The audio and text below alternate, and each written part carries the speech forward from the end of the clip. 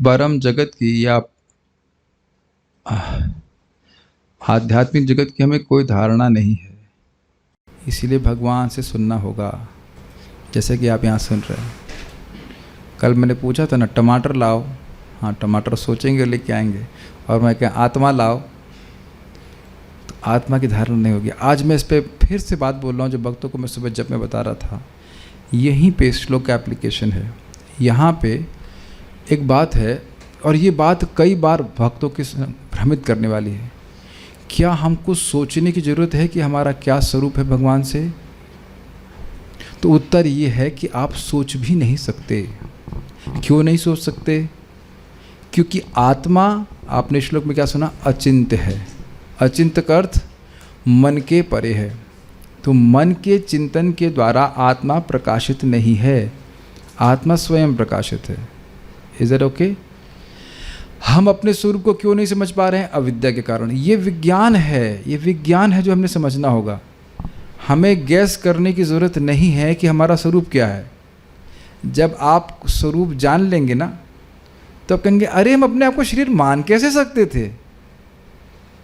जैसे हम अगर स्वप्न में हम सो ही रहे होते हैं, तो हम लोग गैस भी नहीं कर सकते हैं कि हम लोग जागृत जीवन में कौन हैं।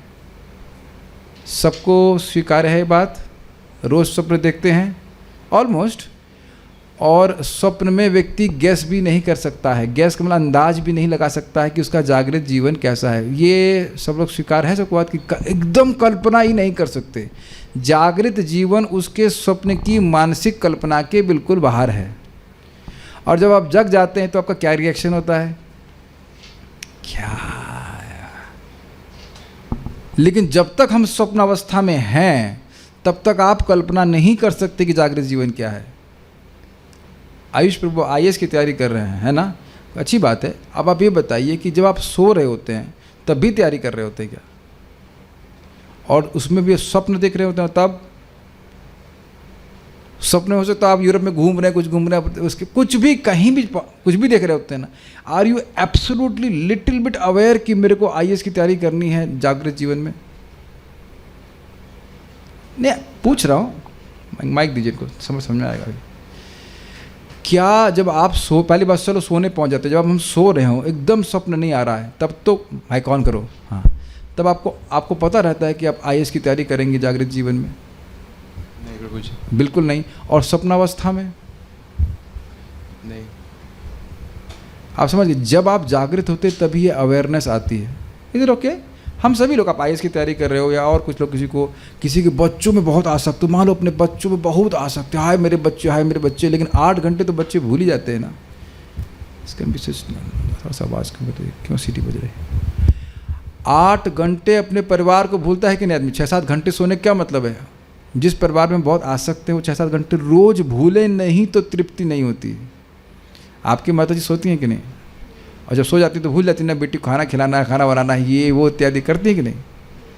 आप भी भूल जाते नहीं भाई, अब 6-7 घंटे तो हम एकदम सोने दो हमको, बोलते हैं कि नहीं? अपने ही घर वालों से बोलते हैं डिस्टर्ब नहीं करो, सब सोने दो हमको। सोने दो का मतलब तुमको हम 7 घंटे के लिए बिल्कुल भूल जाना चाहते हैं।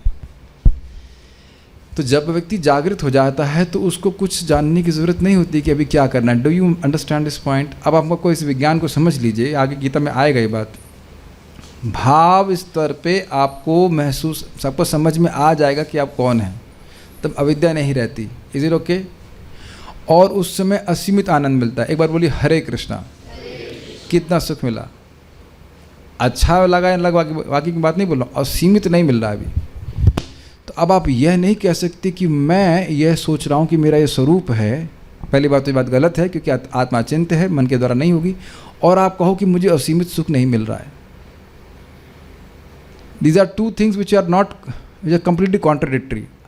आपको स्वरूप का, हम सबको स्वरूप का अनुभव होगा भाव स्तर पे, और भाव स्तर पे भक्ति होती सांद्रानंद, एकदम कंडेंस्ड ब्लिस। तो वो तो हम देख रहे हैं कि अभी हमको नहीं हो रहा है, इसका मतलब अविद्या से ग्रसित है। तो अविद्या से ग्रसित जीव, स्वप्न से ग्रसित जीव जागृत जीवन की धारणा नहीं कर सकता है। Make sense? अभी एग्जाम्पल दिया मैंने, आपको समझाया। उसी प्रकार से हम अभी गैस करें कि हम सखा हैं, सखी हैं, ये संभव नहीं है। हमारा संबंध, जैसे जागृत जीवन में हमारे कर्तव्य हैं, लेकिन उसकी अवेयरनेस जागृत होकर के योगा स्वप्नावस्था से जागृत में हम नहीं कैच कर सकते। Do you agree? बल्कि कभी कभी आप देखते हैं, जैसे आज भी करता, मैं कम से कम 6 बार अलार्म बंद किया। मुझे पता है कि जागृत जीवन में क्या करना है, जाग करके मंगल आरती जाना, उठना है, लेकिन नहीं अभी थोड़ा और सोते हैं। ये हमारी स्थिति चलती है बीच में। धीरे धीरे जग रहे हैं, लेकिन अभी थोड़ा मटेरियल लाइफ में भी हैंग ऑन करेंगे।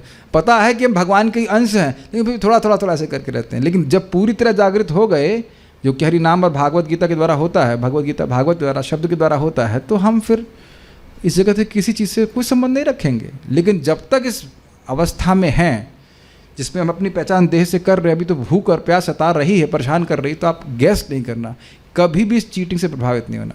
ये गीता का प्रमाण सामने अचिंत्य है। ये मन के द्वारा कोई आपको नहीं बोल सकता कि आप ये हो वो। और मान लो अच्युत प्रभु मैं आपका धोखेबाज गुरु बन जाता हूँ, बोलो अच्युत आपका स्वरूप बंशी का है।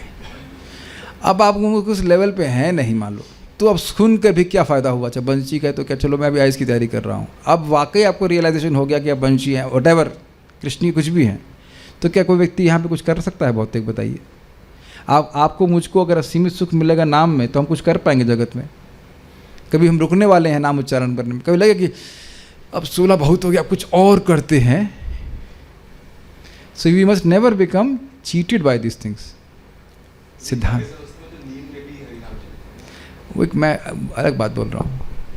वो तो भाव स्तर पे तो 24 घंटे नाम चलता है। हाँ 24 घंटे नाम चल रहा है क्या, चेक कर ले सकते हैं आप। नाम गाने सदा रुचि, नॉट कदा रुचि, कब रुचि होगी नहीं, सदा रुचि।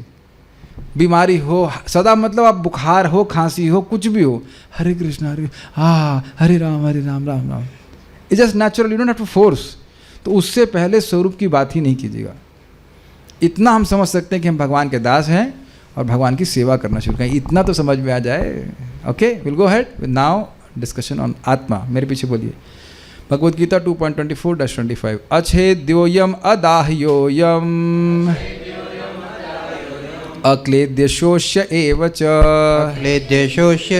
नित्यः सर्वगतः नित्यः सर्वगतः स्थाणुर् अचलोयम सनातनः एक अव्यक्तोयम अचिंत्योयम अविकारोयम उच्यते तस्मादेवं विदित्वैनं नानुशोचितुमर्हसि। शब्दों को स्मरण करिए। अछेद्य है, अयम अछेद्य, यह आत्मा नॉट मेरी आत्मा, यह आत्मा अछेद्य है, छेद नहीं कर सकते आत्मा में। तो जला सकते हैं, अयम अदाह्य, जला नहीं सकते। अयम क्लेद्य, अयम अक्लेद्य, मतलब भिगो नहीं सकते। और अशोष, अगर भीग गई तो सुखा नहीं सकते, इसलिए भीग भी नहीं सकती। तो ऐसा क्यों? क्योंकि नित्य है, शाश्वत है, सर्वगताई कहीं पहुंच जाएगी, कोई दिक्कत नहीं है। वैश्वानर लोग होते होते, महर लोग होते होते, ध्रुव लोग कहीं पहुंच जाएगी, कोई दिक्कत नहीं है, कहीं भी एडजस्ट हो जाएगी। और स्थाणुर, स्थिर रहने वाली, अचल, पूर्व रूप, अपरित्यागी अयम आत्मा है। और सनातन मतलब शाश्वत है। उसके बाद कोई कहे भाई दिख क्यों दे रही है, तो कहते अव्यक्त है। अव्यक्त का मतलब ज्ञान इंद्रियों की रेंज के बाहर है। अयम अचिंत्य मतलब मन के चिंतन से भी परे है। और उसके बाद अयम अविकारी अर्थात कर्म इंद्रियों के कर्म इंद्रियों से भी पकड़ में नहीं आने वाले। और उच्चते मतलब सभी तत्वदर्शी ऐसा कहते हैं। तस्माद, इसलिए तुम अकेले नहीं हो, ऐसा कहा ही जाता है। सब लोग तुम ही नहीं जान रहे हो, बाकी सब तो ये बोल रहे हैं आत्मा के बारे में। उच्चते तो होता है, सभी लोग बोल रहे हैं, आप अकेले बात क्या बोले आपकी बात, आप तो आप अगली अपनी ढीपरी अलग बजा रहे हैं, ऐसा बोला जाता है। You are playing a different flute. बाकी सब तो यही बोल रहे हैं, सारे तत्वदर्शी तो यही बोल रहे हैं कि आत्मा को नहीं पकड़ सकते, तो आप अर्जुन ऐसे क्यों रो रहे हैं? तो कह रहे तस्माद, इसलिए एवं विदित्वा, इस प्रकार से आत्मा को जान करके विदित्वा एनम ना अनुशोचित मरहसी, इस आत्मा के लिए तुम्हारा जो निरंतर शोक है ये नित्य ही अयोग्य है, तुमको नहीं करना चाहिए। अब हम लोग सारार्थ वर्षणी पे जाते हैं। अतः आत्मा को अच्छेद्य इत्यादि कहा गया है। संदिग्ध चित्त वाले व्यक्ति के संदेह को दूर करने के लिए यहाँ जीवात्मा शब्द के नित्यत्व की शब्दतः तथा अर्थतः पुनरुक्ति जाननी चाहिए। इसका अर्थ क्या है? इसका अर्थ ये है कि देखिए, किसी को संदेह हो कि शायद आत्मा कुछ कर सकता है भौतिक तत्व, तो उसी बात को घुमा घुमा के बात बोली जा रही है कि नित्य है, सनातन है। ये बात बार बार शब्द की और उनके अर्थों में ज़्यादा अंतर नहीं है। नित्य सनातन एक ही बात है, स्थानुर और अचल एक ही अर्थ है, ऑलमोस्ट यही अर्थ है, लेकिन शब्द अलग अलग उपयोग कर रहे हैं, लेकिन बात बार बार वही बोली जा रही ताकि दिमाग में घुस जाए कि आत्मा अपरिवर्तनशील है। देखिए, इतना बार बार सुनने के बाद भी हम भ्रमित हो रहे हैं कि हम वृत्त हो रहे हैं। अब बताइए कि रिपीटेशन की जरूरत है कि नहीं? हमारा क्या होगा? तुम्हारा आज तक कुछ हुआ ही नहीं है। हम सभी लोगों को सिक्योरिटी की बहुत टेंशन रहती है ना, भय एक बहुत बड़ा फैक्टर है, और भगवान हम लोग को बार बार निर्भय कर रहे हैं। तुम्हारा मेरा ध्यान कौन रखेगा? जिसने आज तक रखा है वही आगे रखेगा। एको बहुनाम यो विदधाति कामान। बहुत सुंदर बात, प्रभुपाद की शैली बड़ी सुंदर है। कहते हैं कुत्ते को भी नहीं पता है कि उसको खाना कौन दे रहा है। कुत्ता तो कभी पूजा करने नहीं जाता है, और फिर भी भगवान व्यवस्था कर रहे हैं कि नहीं, और केवल कुत्ते को दे रहे हैं, हाथी को नहीं दे रहे हैं, और हाथी को नहीं दे रहे हैं, और वेल को नहीं दे रहे हैं। वेल कितना खाती होगी, सोचा है आपने? कोई सूखी वेल देखी है आपने आज तक कभी? पहले से वैसे भी वेल नहीं देखी होगी, लेकिन कोई फोटो देखना जिसमें वेल की हड्डी निकल आई हो। ऐसा मेरे ख्याल से गूगल बाबा नहीं कोई फ़ोटो दिखा सकते हैं, वेल की हड्डी निकल आई हो, खाने को ना मिल रहा हो उसको, और वेल कितना खाती होगी। और आपको आश्चर्य होगा कि पता नहीं, वेल मछली नहीं खाती है, वेल एल्गी खाती है। आपको पता है एल्गी? आप लोग बायोलॉजी पढ़े नहीं होंगे। जो सागर के ऊपर कुछ जगह पे वो जो पत्ती ऐसी कुछ उग जाती है, हाँ ऐसे कुछ होता है, उसको ही वो मुँह खोलती है और उसके बाद इकट्ठा कर खाती है। अब बताइए कि काफ़ी इंटरेस्टिंग है। हम लोग सोचते हैं कि दाल चावल नहीं खाएंगे तो जिएंगे कैसे, और बताइए वेल एकदम पत्ती खा करके, एल्गी खा करके जी रही है। और वेल, मैं समझता हूँ आज तक कोई वेल की ऐसी फ़ोटो नहीं आएगी जिसमें उसकी हड्डी निकल गई हो। वेल, सूखी हुई वेल देखी है आपने कभी? देखिए वेल नहीं ऐसा हो, वेल देखी नहीं, फ़ोटो भी नहीं देखे होंगे आप कभी। तो भगवान सबकी व्यवस्था कर रहे हैं। एनीवेज, तो बार बार ये पुनरुक्ति के द्वारा दिमाग में हमें घुसाना चाहिए कि हमारा कुछ भी नहीं हो सकता है। इसलिए, और शरीर का नित्य परिवर्तन है, बस इसलिए अपने धर्म को फिक्स रहना चाहिए। बार बार समझना चाहिए हमारी फजीयत है कि नहीं, कि हम लोग इस समय ऐसी अवस्था में हैं जिस पे हमको लगातार एक ऐसी वस्तु का मेंटेनेंस करना है जिसका डिस्ट्रक्शन लगातार हो रहा है। We have to maintain an object which is constantly getting, inevitably getting destroyed. Do you think struggle? जो वस्तु नित्य ही नष्ट हो ही रही है, शरीर है ना हमारा, नष्ट हो रहा है, उसका हम लोग रोज इसी संघर्ष में लगे कि मेंटेनेंस कैसे हो जाए, और जबकि हमारा कभी नष्ट होना नहीं है, हमको नष्ट होना नहीं है। तो अब जब इस व्यक्ति फजीयत में है, मतलब हमको कितना, सोचिए, हम में से किसी को शरीर की जरूरत नहीं है, मानते इस बात को गीता के आधार पर, और ये शरीर हम पर थोपा गया है क्योंकि मेरी भोग की इच्छा थी। तो आप समझ रहे हैं ना कि हमारी परेशानी कहाँ है? हमारी भोग की इच्छा। और वो कैसे जाएगी? इसी शरीर के द्वारा धर्म संपादन करेंगे तो चित्त शुद्ध हो जाएगा। हुआ कि नहीं? चाय पीने की इच्छा गई कि नहीं? ये विवेक हमें जागृत करना पड़ेगा। इसी शरीर के द्वारा धर्म संपादित करना, इसीलिए शोक न करते हुए शरीर का इतना ध्यान रखा जाए कि धर्म संपादन के लायक बना रहे, बस। This is very very deep points to be understood. बार बार समझाया जा रहा है इसीलिए भगवान के द्वारा कि तुम आत्मा नित्य है, तुम नित्यत्व की प्राप्ति करने के लिए इस अनित्य वस्तु का उपयोग करो, बस शोक मत करो। एक एग्जाम्पल सी बात है, एक प्रश्न करूंगा आपसे मैं, किसको पकड़ूं? चलो अच्युत प्रभु को पकड़ता हूँ। प्रभु माइक पे बता, इनको माइक दीजिए। सैमसंग S22 अल्ट्रा की वैल्यू है 1 लाख रुपए। एक फ़ोन है, मैं आपको इन्फॉर्मेशन दे रहा हूँ। और सैमसंग A31 की वैल्यू है 20,000 रुपये। दोनों में से महंगा कौन है? This is very simple answer, question answer बताइए। First one, is it not? अच्छा, और कितने, वो जो सैमसंग S22 अल्ट्रा है वो किससे बना है? पृथ्वी, जल, वायु, अग्नि, आकाश और सैमसंग A31 किससे बना है? पृथ्वी जल वायु अग्नि आकाश। अब बताइए कि दोनों में से कौन महंगा है? है ना? अच्छा चलिए ठीक है। अब आप ये बताइए, ऐसा वस्तु दीजिए, माइक पे बताना, जिसको ना काटा जा सके, ना जलाया जा सके, ना सुखाया जा सके, ना भिगोया जा सके इत्यादि, ऐसी कोई वस्तु है? ऐसा कोई प्रोडक्ट अमेज़न पे अवेलेबल है? नहीं प्रभु जी। नहीं है ना? और आप ऐसे प्रोडक्ट हैं कि नहीं? यस। अब आप बताइए कि आत्मा प्राइसलेस है या नहीं? क्योंकि जो प्रोडक्ट का वर्णन भगवान कर रहे हैं उसमें से एक भी वस्तु अमेज़न नहीं बेच पाएगी। अमेज़न मतलब कोई भी व्यक्ति नहीं बेच रहा ना, और वो बाकी सारी वस्तु जो बेच रहे हैं वो यूजलेस हैं, एक्चुअली प्राइस उसकी कोई वैल्यू नहीं है। क्यों? क्या प्रमाण है?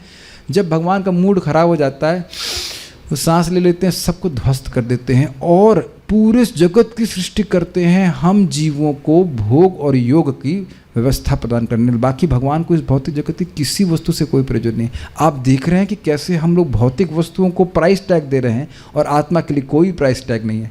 Have you ever, is it not astonishing, is it not shocking? आत्मा का क्या वैल्यू है बताइए? कोई वैल्यू नहीं है। इस जगत में किसी वस्तु के द्वारा आत्मा की सृष्टि ही नहीं हो सकती है, और हम सब लोग आत्मा है, तो आत्मा का महत्व छोड़ करके उन वस्तुओं के पीछे भाग रहे हैं जो हमारे बिल्कुल काम की नहीं है। सोचने वाली बात है ना। The most priceless gift you can give to Krishna is to bring one soul to him. Does that make sense? Srila Bhakti Thakur जी कहते थे सारे मंदिर बेच दें और एक व्यक्ति को वैकुंठ पहुंचा दें तो पूरा मूवमेंट सफल हो गया। That's pretty amazing.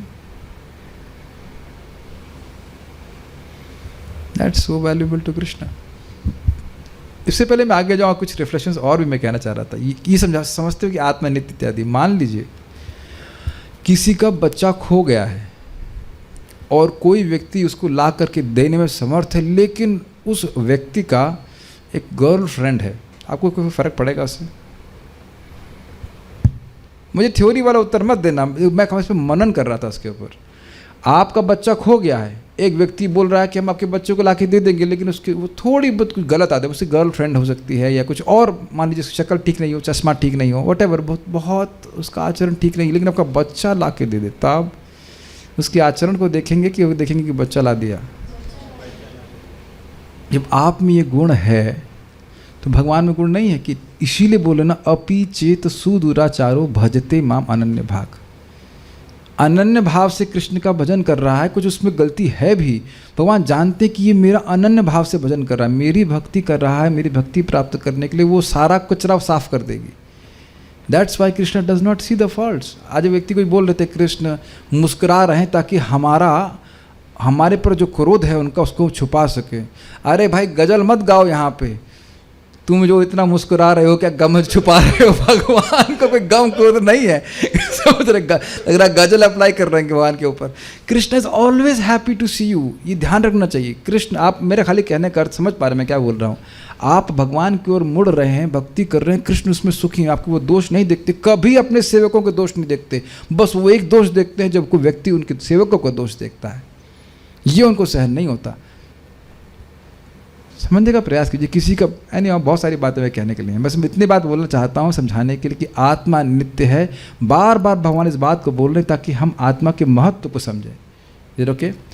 अब उसको समझा रहे हैं क्या? जिस प्रकार कलयुग में धर्म है, इस प्रकार 3-4 बार प्रयोग करने से यह प्रतीति निसंदेह होगी कि कलयुग में यह धर्म है। समझ में आया? हरेर नाम एव केवलम कलौ नास्ति एव नास्ति गतिरन्यथा।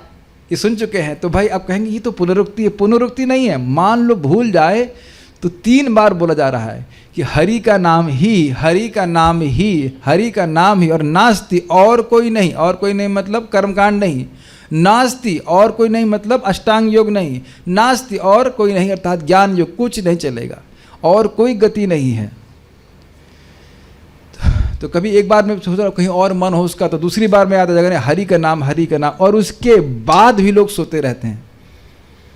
अब देखो इतना एम्फेसिस देने के बाद भी, तो ये शास्त्र में ये पुनरुक्ति नहीं है। ऐसे पुनरुक्ति बहुत बड़ा दोष बोला जाता है, लेकिन यहाँ बार बार नित्य, सनातन, स्थाणु, अचल इत्यादि कहने से संबंध ये है कि जीव अपने शाश्वतता को समझे और इस जगत की अशाश्वत वस्तुओं में अपनी आसक्ति को अपने विवेक से काटे। विज्ञान दृक् वीर्य सुरंधिताशय, अपने जीवन को, देश को शास्त्र के श्रवण के द्वारा पका दे कि भाई इस जगत की कोई अशाश्वत वस्तु मुझको टच नहीं कर सकती। यही तो बार बार बोल रहे हैं। अरे जब आग टच नहीं कर सकती है तो क्या स्त्री टच कर सकती है, या धन टच कर सकता है, या चेले का मतलब जो भौतिकतावादी फॉलोवर्स है वो टच कर सकते हैं? नहीं टच कर सकते। इसीलिए भक्त प्रार्थना करता है, भगवान तो टच ही नहीं कर रहे, छोड़ो, अहेतु की भक्ति आपकी मुझे चाहिए, प्रेम चाहिए, वो टच करता है। Can you all experience love? What is love? कितना अमेजिंग है ना। All of us can experience love, but what is love? तो लव टच कर रहा है ना, कुछ प्रेम टच करता है ना। भगवान कहीं बोल रहे हैं कि आत्मा को प्रेम टच नहीं करता? अगर ऐसा बोलते तो भगवान 7वें अध्याय में नहीं बोलते मैयासक्त मना पार्थ, मुझ में आसक्त हो। तो आसक्ति तो आत्मा की रहती है, लेकिन ये अग्नि भग्नि टच नहीं करने वाले। Is okay, fine. तो आत्मा के गुणों को बार बार बताया जा रहा है सनातन तत्व को, ताकि हम लोग समझ जाएं इस बात को। इसी प्रकार जीवात्मा की नित्यता को सिद्ध करने के लिए ऐसा कहा गया है। यहाँ सर्वगतः का तात्पर्य है देवता, मनुष्य, पशु पक्षी आदि सभी योनियों में भ्रमण करने वाला। स्पष्ट समझ में आया? बार बार नित्य सनातन क्यों बोलने का अर्थ है, वो उसी गुण को फोकस करने के लिए। अज भी है अर्थ हुआ, और सर्वगतः का अर्थ हो गया किसी भी योनि में जीव जा सकता है, जहाँ उसका कर्म होना है, जहाँ उसकी इच्छा है। स्थाणु एवं अचला शब्दों की पुनरुक्ति आत्मा की स्थिरता का निर्धारण करने के लिए की गई है। स्थाणु अर्थ क्या था? स्थिर। और अचल का मतलब कहता है स्थिर। अचल भी मतलब हुआ स्थिर। स्थिर का मतलब हुआ पूर्व रूप अपरित्यागी, पूर्व के रूप त्यागता नहीं है। और आप ये देख रहे हैं कि बार बार बोलने से अब बात चिपक रही मन में। नहीं तो कोई पूछ देना आपको एकदम से कि स्थाणु का अर्थ क्या है, तो आप घूम जाएंगे। स्थाणु का अर्थ क्या है? इसीलिए बार बार बोलने से वो बात हृदय में चिपकती है। अव्यक्त, अचिंत्य, अति सूक्ष्म होने के कारण जीवात्मा अव्यक्त है, एवं देहव्यापी चैतन्य होने के कारण ये अचिंत्य अर्थात अतर्क है। ये थोड़ा समझना होगा। अति सूक्ष्म होने के कारण जीवात्मा अव्यक्त है। सूक्ष्म मतलब सटल। तो अब ये, अब आगे बढ़ेंगे, ये बुद्धि से भी सूक्ष्म है। तो इसलिए जब बुद्धि से सूक्ष्म है तो ज्ञान इंद्रियां कैसे पकड़ेंगी? तो इसलिए अव्यक्त है। और उसके बाद देह व्यापी चैतन्य होने के कारण ये अचिंत्य है। पूरे शरीर में व्याप्त है आत्मा। किस तरह से? अपनी चेतना के द्वारा। तो व्याप्त वस्तु को, जो चीज़ व्यापक है, जो व्यापक है, वो व्याप्त वस्तु पकड़ा नहीं जाएगा, इसलिए करें अचिंत्य। आत्मा शरीर को अनुभव कर रही है, कि शरीर के पास सामर्थ्य नहीं कि वो आत्मा का अनुभव करे। जन्मादि 6 विकारों से रहित होने के कारण यह अविकारी। तो अब अलग अलग अर्थ लिए जा रहे हैं। वहाँ अविकारी अर्थ लिया था कि कर्मेंद्रियों की तरफ पकड़ में नहीं आती, और दूसरा यहाँ पे करें अविकारी, मतलब जो 6 विकार होते हैं, जन्म लेना, होना, बढ़ना, परिणाम करना, परिवर्तन, उसके बाद क्षय होना और मरना, यह भी आत्मा में नहीं है। अभी आप आज भागवत में सुनने वाले हैं, विकार का अर्थ अहंकार भी होता है। घबराई मत, घबराई मत। 3 प्रकार के अहंकार होते हैं। घबराओ मत, घबराओ मत। Will torture you in the evening, not now. Gita Bhushan टीका। क्योंकि आत्मा इन शस्त्रों से सदा अप्रभावित रहता है, इसलिए आत्मा को इन नामों से जाना जाता है। आत्मा का एक नाम क्या है? अदाह्य। वाह, इज इट नाइस ना भाई। ये आदमी का ये सिंह है। सिंह का मतलब शेर नहीं, एक नाम होता है। सब क्या कहते हैं, जैसे भगवान के बहुत सारे नाम हैं, तो आत्मा की अलग अलग नाम है। एक नाम क्या है? अदाह्य दास कहा जाए, अदाह्य। उसके बाद अछेद्य, और ये आत्मा का गुण है। अक्लेद्य, अशोष, इनको भिगोया नहीं जा सकता। तो ये आत्मा के नाम है। कितना सुंदर है। इसलिए आत्मा को इन नामों से जाना जाता है, यथा अछेद्य, अदाह्य, अक्लेद्य, अशोष। क्या क्या टीका करी गई है। सी how much they have tested. एवं शब्द सभी गुणों के साथ लगेगा। मतलब ऐसा नहीं कि अछेद्य है और शायद अदाह्य है। अछेद्य एवं, अधाय एव अक्लेद्य एव अशोष्य एव। देखिए इतना सुनने के बाद भी आप बताओ कि कल से अब तक किसी चीज़ के लिए शोक नहीं किए। आप चेक करना, हर एक केचप गिर गया, कितना नुकसान हो गया। और मान लीजिए वो केचप आपके कपड़े पे गिर जाता और दुख होता। आप बताओ कि अगर मान लो टोमेटो केचप आपके घर में गिर जाएगा, कुछ जरा सा भी दुख नहीं लगेगा? अरे इतना नुकसान हो गया 20-50 रुपए का। और कितने हम कल ही चर्चा कर रहे थे ना कि रिक्शे वाला 20 रुपये आपसे अधिक ले लिया तो कम से कम 20 सेकंड तो दुख जरूर करेंगे, अधिक ही करेंगे, है ना? उस समय उतना समय भगवान का चिंतन नहीं हुआ ये सोचता है व्यक्ति। तो इतना सुनने के बाद भी कभी शोक नहीं जाता है। कम से कम जब सुन रहा है तब तक तो शोक जाए। एक भक्त बोले, प्रभु जी हम लॉस, बिजनेस में हम लॉस नहीं सुन सकते हैं, हम लॉस नहीं सुन सकते। हमने कहा इतना समय गीता भागवत को सुने बिना जा रहा है, वहाँ नहीं लॉस मान रहे हैं, और यहाँ जो वस्तु हमारे से बिल्कुल भिन्न है उसके लिए इतना मरने की जरूरत नहीं है। करे आदमी अपना काम करे लेकिन शोक नहीं करे, ये बात बोल रहे हैं। क्या भगवान युद्ध करने के लिए नहीं बोल रहे हैं? युद्ध करने के लिए बोल रहे हैं, लेकिन शोक करने के लिए नहीं बोल रहे हैं, ये बोल रहे हैं। तो अर्थात निश्चित ही आत्मा को काटा, जलाया, भिगोया या सुखाया नहीं जा सकता है। आत्मा का सर्वगतः, आत्मा को होना चाहिए, आत्मा को सर्वगतः इसलिए कहा गया है क्योंकि यह क्रमशः अपने कर्म के अनुसार हर प्रकार के शरीर को धारण करती है, यथा मानव, देवता, पशु और पक्षी। आपने इस सटल पॉइंट को पकड़ा, ये जबरदस्त पॉइंट है। देखिए अगर मेरा कर्म देवता के अनुसार है तो अब देवता का शरीर धारण करने में आत्मा को कोई दिक्कत नहीं है। सुनाई पड़ रहा है? ब्रिलियंट बात बोल रहे हैं। पहले सर्वगता का अर्थ बताया गया था कि आत्मा कहीं भी जा सकती है, किसी योनि को धारण कर सकती है। अब एक और सूक्ष्म बात बोल रहे हैं कि यदि कर्म आत्मा ने ऐसा किया है, मान लो मैंने पुण्य किए हैं, तो किसी की ताकत नहीं कि बोल दे कि आत्मा को अब देवता का शरीर प्राप्त करने में ये दिक्कत है, इसको वीज़ा मिल नहीं रहा है।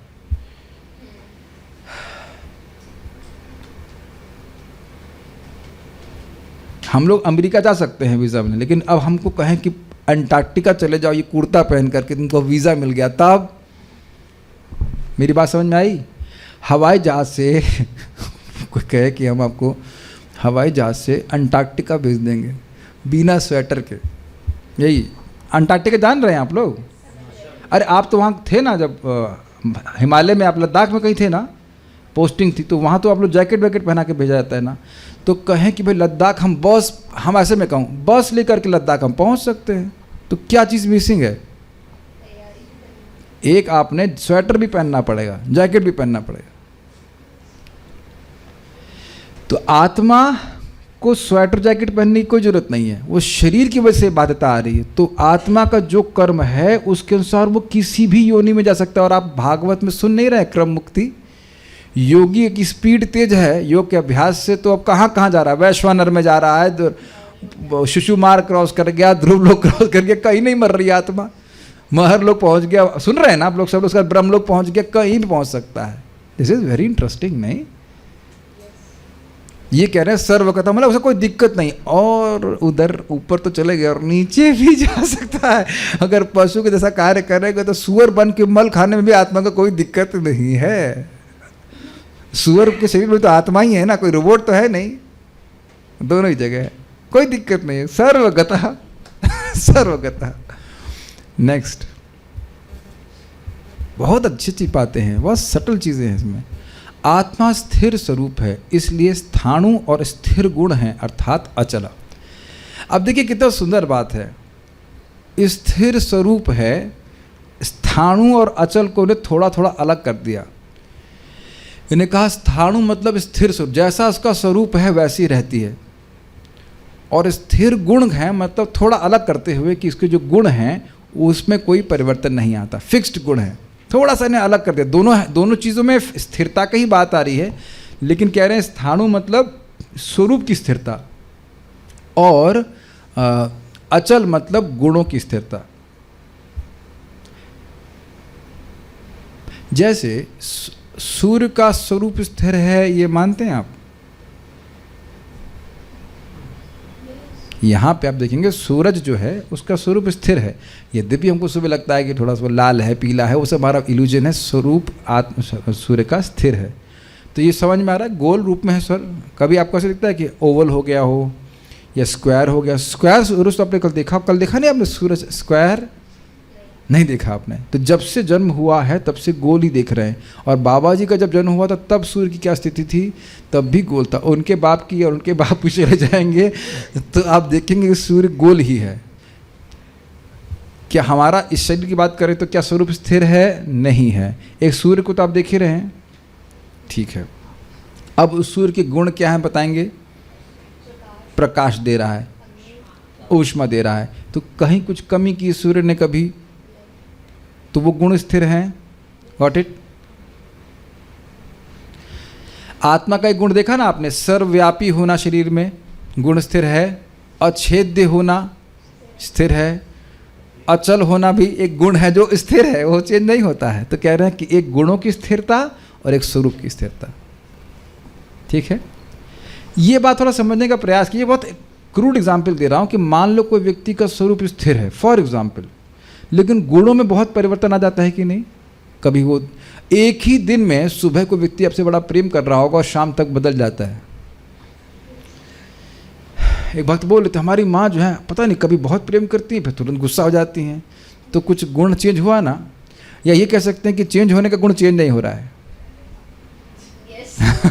ये इनमें परिवर्तन नहीं आ रहा कि बार बार परिवर्तित हो जाती हैं। आपने देखा बहुत से लोग होते हैं आज सुबह बहुत अच्छा बात कर रहे हैं और एकदम शाम को आते दिमाग एकदम उसका पलट जाएगा इसका। तो कुछ गुण परिवर्तित हो गए नहीं? आदमी वही है लेकिन आप कहेंगे गुण तो चेंज हो गया भाई इसका। ऐसा तो समझ रहे ना दोनों चीज़, स्वरूप और गुण की बात तो कह रहे हैं कि स्थाणु मतलब स्थिर स्वरूप और अचल मतलब स्थिर गुणों वाला है। ऐसा श्रुति वाक्य है, अविनाशी व अरेयम आत्मा अनुच्छित्ति धर्मा। ये आत्मा अविनाशी और शाश्वत गुण वाला है। तो देखिए अब ये जो उनने अर्थ लिया, अचल का अर्थ है अपरिवर्तनशील गुण वाला, तो ये बृहदारण्यक उपनिषद से उसको सत्यापित कर रहे हैं। अनुच्छित्ति धर्मा का अर्थ यह नहीं करना चाहिए कि अविनाशी गुण से युक्त, क्योंकि अविनाशी शब्द पहले इस वाक्य में आ चुका है, देख चुके हैं यहाँ पे ना। अविनाशी, आत्मा अविनाशी है और यह आत्मा अनुच्छित्ति धर्म, जो उसके धर्म अर्थात गुण हैं उनमें परिवर्तन नहीं आता। सही अर्थ यह होगा कि अविनाशी आत्मा के शाश्वत अनुच्छित्ति गुण यानी धर्म होते हैं। अब एक बहुत सुंदर एप्लीकेशन इस पे, आत्मा का एक धर्म या गुण क्या है बहुत प्रोमिनेंट? प्रभुपाद जी इंट्रोडक्शन में क्या बताते हैं? ABC, कुछ याद आ रहा है? सेवा। हम सब लोग सेवक हैं, हमेशा सेवक हैं। बाकी तो और गुण हैं ही, लेकिन ये बात पकड़ के चलनी चाहिए। और हम हैं वैसे स्वरूपतः किसके सेवक हैं? कृष्ण के सेवक हैं। माया की जब मायाबद्ध अवस्था में रहते तब किसके सेवक हैं? तब भी कृष्ण के सेवक हैं। यही मैं बताना चाह रहा था और ये मैं कई बार रिपीट करना चाह रहा हूँ। भक्तों से मान लो भक्ति में हम कुछ समय के लिए छूट गए, फिर भी आपने कृष्ण की सेवा करना बंद नहीं किया है, जस्ट इनडायरेक्टली कर रहे हैं। के हो माने के हो ना माने सबाए तुम्हार दास। तो मान लो व्यक्ति भक्ति से बिविल्डर हो जाए, कुछ छोड़ते ही हैं लोग, तो उसे क्या करना चाहिए? भक्ति ही करना चाहिए, क्योंकि सेवा करना बंद नहीं किया आपने, जस्ट डायरेक्टली नहीं कर रहे हो। These are very deep points to be understood. जीव स्वरूपतः भगवान का ही अंश है, उनकी ही सेवा में लगा हुआ है, बस डायरेक्टली करनी है। ये कुछ कैच कर पा रहे हैं? चलिए ऐसे समझने का प्रयास कीजिए। जेल सब जानते हैं, जेल में व्यक्ति काम करता है, आपको पता है कि नहीं? उसमें भी उसको पैसे मिलते हैं, आपको पता है? जेल में हम लोग सोचते थे कि वहाँ पत्थर तुड़वा रहे होंगे, नहीं ऐसा नहीं होता। वो लोग काम करवाते हैं और काम करवाने के पैसे देते हैं। तो अगर मान लीजिए किसी का लड़का जेल में चला जाए तो माँ बोलेगी कि हमारा लड़का गवर्नमेंट सर्वेंट है, नौकरी लग गई उसकी तिहाड़ जेल में। लेकिन आप ये बताइए कि क्या उसको सैलरी गवर्नमेंट नहीं दे रही है? और उसी जेल में एक जेलर है, उसको भी सैलरी गवर्नमेंट दे रही है। तो दोनों लोग गवर्नमेंट सर्वेंट हुए कि नहीं? हाँ, आप कह रहे हैं एक तरीके से। लेकिन हम जो व्यक्ति जेल में है, मतलब कैदी है, वो गलत तरीके से सेवा कर रहा है, इसलिए उसी काम की उसको बहुत कम सुविधा दी जा रही है, जो मिनिमम पैसा होगा 100-200 रुपये मिलेंगे। लेकिन आप सोचो, वही एक दूसरा लड़का है, वो डीएम बन गया, जो भी बड़ा बन गया, तो वही 7-8 घंटे के लिए उसको कितनी सुविधा प्राप्त हो रही, क्योंकि वह गवर्नमेंट की अनुकूल सेवा कर रहा है। Is that okay? इतनी हम लोग को समझ में आना चाहिए कि हमारा स्वरूप ही है कि हम कृष्ण की सेवा करना नहीं छोड़ सकते। बस वो माया के द्वारा सेवा करते तो फिर दुख प्राप्त होता है, सुख नहीं मिलता है, ये बात है। तो ये एक ये आत्मा का गुण है जो आत्मा से कभी अलग नहीं कर सकते, सेवा करने का। ठीक है। अनुचित्ती मतलब जिसको चित्ती, चित्त छिन्न भिन्न, तो काटा नहीं, तो लगातार ये गुण आत्मा के संग है। क्या गुण है? जैसे अच्छेद्य, आत्मा को कभी भी नहीं काटा जा सकता है। बड़ा सुंदर अर्थ है। अच्छेद्य मतलब ऐसा नहीं कि आज नहीं काटा जा सकता है, कभी भी नहीं काटा जा सकता। अच्छेद्य एवं मतलब आत्मा को कभी भी नहीं काटा जा सकता है। आत्मा का लेप्रोस्कोपी नहीं हो सकती है कि 4 छेद करके आत्मा से कुछ निकाल लें, यह संभव नहीं है। शरीर को हमेशा काटा जा सकता है, लेकिन आत्मा को कभी नहीं काटा जा सकता है, ये बात बोल रहे हैं। Is that okay? और भी गुणों का आप ले लीजिएगा, छेद्य, अक्लेद्य, अशोष्य, और क्या था, अदाह्य, ये नित्य ही आत्मा के गुण हैं, इनको आत्मा से कभी अलग नहीं कर सकते। सर्वगतः इत्यादि जो भी गुण हैं वह आत्मा के धर्म हैं और वह कभी चेंज नहीं होते। सनातन शब्द का अर्थ है शाश्वत। पुनरुक्ति का दोष इस श्लोक में क्यों आया है, उसका वर्णन अगले श्लोक में किया जाएगा। नित्य शब्द पहले इस श्लोक में आ गया, इसलिए सनातन शब्द पुनरुक्ति लगेगा, लेकिन आप समझ गए पुनरुक्ति का अर्थ वही है कि उस बात को समझाने के लिए कि आत्मा नित्य है। हाँ, आत्मा भौतिक इंद्रियों के द्वारा गोचर नहीं है, अर्थात अव्यक्त मतलब ज्ञानेंद्रियों के परे है। यह युक्ति तर्क के परे है, अर्थात अचिंत्य, और केवल शास्त्र के द्वारा समझा जा सकता है। समझा? आपको याद हो तो मैंने बात समझाई थी। अचिंत्य मतलब ऐसे बैठ करके कपोल करना, कपोल कल्पना या गैस वर्क समझते हैं, अंदाज के नित्य ही आत्मा परे है। लेकिन अचिंत्य का अर्थ यह नहीं कि इसको समझा ही नहीं जा सकता। मैं अपने मन से नहीं नाप सकता हूँ, लेकिन शास्त्र वर्णन करता है और भगवान वर्णन कर रहे हैं। तभी तो आपको याद हो मैंने बताया था कि भगवान कह रहे हैं एवं विदित्वा, इस प्रकार कर से जान करके। तो जैसा हम आत्मा के बारे में सुन रहे हैं, अदेह इत्यादि, वो कहाँ से जान रहे हैं? भगवत गीता को सुन करके। तो यानी शास्त्र को श्रवण करके आत्मा के बारे में जान सकते हैं। Is it okay? अचिंत्य का मतलब ये नहीं कि जान ही नहीं सकते। जब जान ही नहीं सकते तो वर्णन करने का मतलब क्या हुआ? ठीक है। शास्त्र के द्वारा आत्मा को ज्ञान स्वरूप अर्थात स्वयं ज्ञान और ज्ञेय अर्थात वस्तुओं के ज्ञाता के रूप में समझा जाता है। ये बड़ा मजेदार है। हाँ, ओके, कुछ एक्सपेरिमेंट करते, सम प्रॉप्स। मैं पूछूं भाई ये क्या है, माउस है, और मैं पूछूं कि भाई ये क्या है, मोबाइल है, व्हाटएवर, वो क्या है, कैमरा। यही तो बचपन से करते आए हो। पापा, ये पहले तो ये सिखा के ये पापा है ठीक है, और फिर बच्चे लोग क्या करते हैं, कहते पापा ये क्या है, बल्ब है, बल्ब है, ठीक है और बल्ब का जो भी अर्थ समझते हैं आप, लेकिन करते हैं ना उसके, पापा वो क्या है, फैन। तो आप हैं, वो वस्तु है और आप उसको जान रहे हैं, वो वस्तु आपको नहीं जान रही है। Is that okay? तो वो वस्तु हो गई ज्ञेय, जिसको आप जान रहे हो, और जानना होता है ज्ञान, और ज्ञाता हो गई आत्मा। तो अब आप समझ गए कि जितनी भौतिक वस्तुएं हैं वो सब क्या हैं, ज्ञेय हैं, जानने योग्य हैं। उनमें ये क्षमता नहीं है कि वो आत्मा को जान सके। तो इसीलिए मन, बुद्धि, अहंकार, आप जो कुछ भी पकड़े हैं वो सब भौतिक है, वह आत्मा को नहीं पकड़ पाएंगे। मैं अपनी आंखों से देख रहा हूँ, अपनी श्रोत इंद्रिय वगैरह सब कुछ कॉन्शियस हूँ, लेकिन मेरी इंद्रियां मेरे को नहीं पकड़ रही हैं। मैं आंख से देख रहा हूँ, लेकिन मेरी आंख मुझको नहीं देख रही है। आप अपनी बुद्धि से बात समझ रहे हैं, लेकिन बुद्धि आपको नहीं समझ रही है। ऑब्जर्वर इज यू, आप अनुभव करता हैं। समझ में आ रहा है? अनुभव हो रहा है। अच्छा, यह भी तो अनुभव हो रहा होगा कि क्लास नहीं समझ में आ रही है। ये अनुभव नहीं हो रहा है, आ रही, ये भी एक अनुभव है। कितनी बार बता चुका हूँ, अनुभव करने वाला आत्मा है, ये बात बोली जा रही।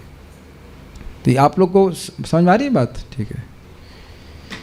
हे भगवान, the soul cannot stop serving Krishna although he may serve him indirectly through maya, but those living entities which desire to go in brahma jyoti, what happens to them? ये प्रश्न और भी किया गया है, पहले भी किया कि ब्रह्म ज्योति में जाके किसकी सेवा करेंगे? वहाँ तो माया नहीं है, वहाँ माया भी नहीं है और वहाँ कृष्ण भी नहीं है, इसलिए वहाँ से नीचे गिर जाते हैं। यही तो बोल रहे हैं, आप आरूह्य कृच्छेन परम पदम ततः पतंती नादृत युष्मात् परांग्रेह। भगवान के चरण की सेवा है नहीं, माया की सेवा भी नहीं, कुछ भी सेवा नहीं, और सेवा करने की प्रवृत्ति है तो टंगे रहो बहुत समय तक, उसके बाद वापस गिर जाते हैं। ब्रह्मा जी बोलते हैं दशम स्कंद, वो बीटा स्टेट है, स्टेबल स्टेट नहीं है।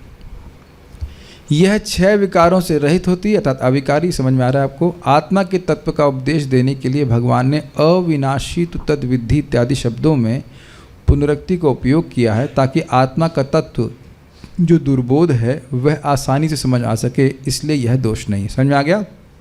कोई वस्तु तो नित्य दिखती नहीं है, तो इसलिए बार बार आत्मा की नित्यता को अलग अलग शब्दों से समझा करके भगवान दिमाग में हमें घुसाना चाहते हैं कि हम लोग नित्य हैं। देखिए, आप प्लीज़ इस बात को समझिए, कितना भी आप सुने, फिर कोई बोल देगा ना, अरे ग्रेजुएशन कर लो। अब आप इसको मजाक लेंगे, लेकिन बताओ कि आत्मा को ग्रेजुएशन मिलता है क्या?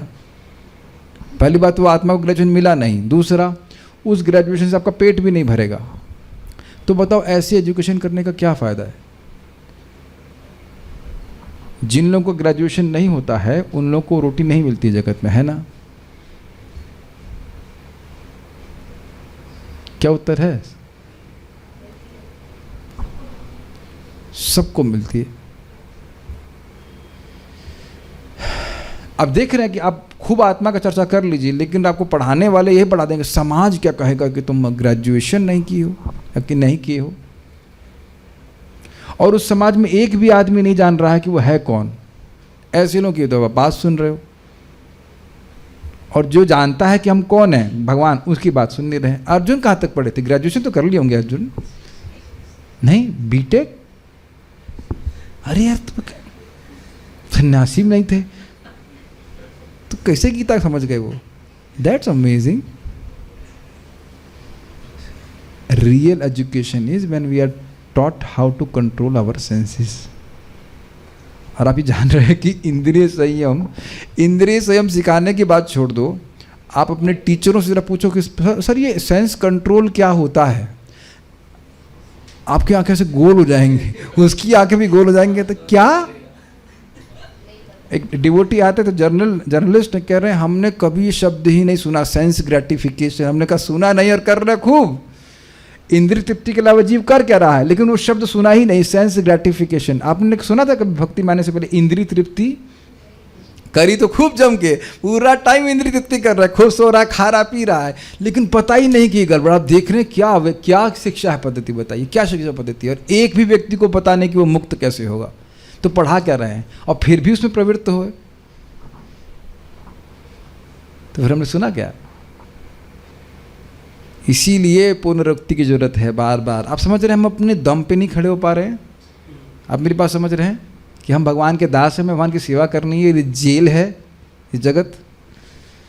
इसीलिए बार बार भगवान बार बार समझा रहे हैं तुम इस जगत के नहीं हो, तुम नित्य हो और तुमको नित्य स्थान क्यों जाना चाहिए। वहाँ के समाज में कोई नहीं बोलेगा तुम ग्रेजुएशन करके आई हो क्या, वैकुंठ आ गई बिना ग्रेजुएशन करके करके आए। तो Gita Bhagavat graduation post graduation है, समझ रहे हैं, वो पढ़ के पहुंचेगा। इस जगत तक ग्रेजुएशन के लिए कुछ नहीं पहुंचने वाला है। मुझे ना ये इंडिपेंडेंट थॉटफुलनेस बड़ी अच्छी लगती है। ये समाज के अनुसार, जो बुरा नहीं माने, पशुओं के समाज के अनुसार हम सोचेंगे तो हम पशु ही तो बन जाएंगे ना। जिस सीमा तक तुम आत्मा के गुणों की निश्चितता में जान, वाह वाह वाह वाह वाह वाह, एवं विदित्वा की क्या सुंदर व्याख्या करी है, बहुत सुंदर व्याख्या है, बहुत सुंदर व्याख्या। सुनिए, जिस सीमा तक तुम आत्मा के गुणों की निश्चितता में, गुणों को निश्चितता में जान लोगे, अर्थात एवं विदित्वा, तो उस सीमा तक तुम शोक नहीं करोगे। क्या बात बोल रहे हैं कि अछेद्य, मान लिया कि मैं अछेद्य हूं, तो अब कितना समझा है उतना तुम शोक नहीं करोगे। अदाह्य हूं तो उतना समझे हो उतना शोक नहीं करोगे। और नहीं तो रोता रहेगा, रोएंगे ही जगत में, रोएंगे। मतलब ऐसा नहीं कि आपने सुन लिया अच्छेद्य, हाँ ठीक है हम कुछ शोक नहीं करेंगे। देव कितना समझे हैं कि अच्छेद्य हैं, कितना समझे हैं कि हम अक्लेद्य हैं, अशोष्य हैं, अब व्हाटएवर नित्य हैं, और उसके बाद सनातन है। जितना समझे हैं उतना नहीं आप हम लोग जो है शोक करेंगे। मान लो किसी का बच्चा मर गया, बच्चा मर गया, बच्चा मर सकता है, पिताजी माताजी मर सकते हैं, तो जितनी मात्रा में आप समझे हैं उतनी मात्रा में आप शोक नहीं करेंगे। This is real thing, this is real thing. पक्का आंखों से मैं देख रहा हूँ कैसे जो भक्ति भी है, भक्ति कर रहे होते हैं, पिताजी का मृत्यु हो गई तो बस अब रोज शोक करना शुरू किया। इसका मतलब एवं न विदित्वा, वह आत्मा को इस प्रकार से नहीं समझे हैं। वो बोल रहे हैं लेकिन समझ नहीं रहे इस बात को।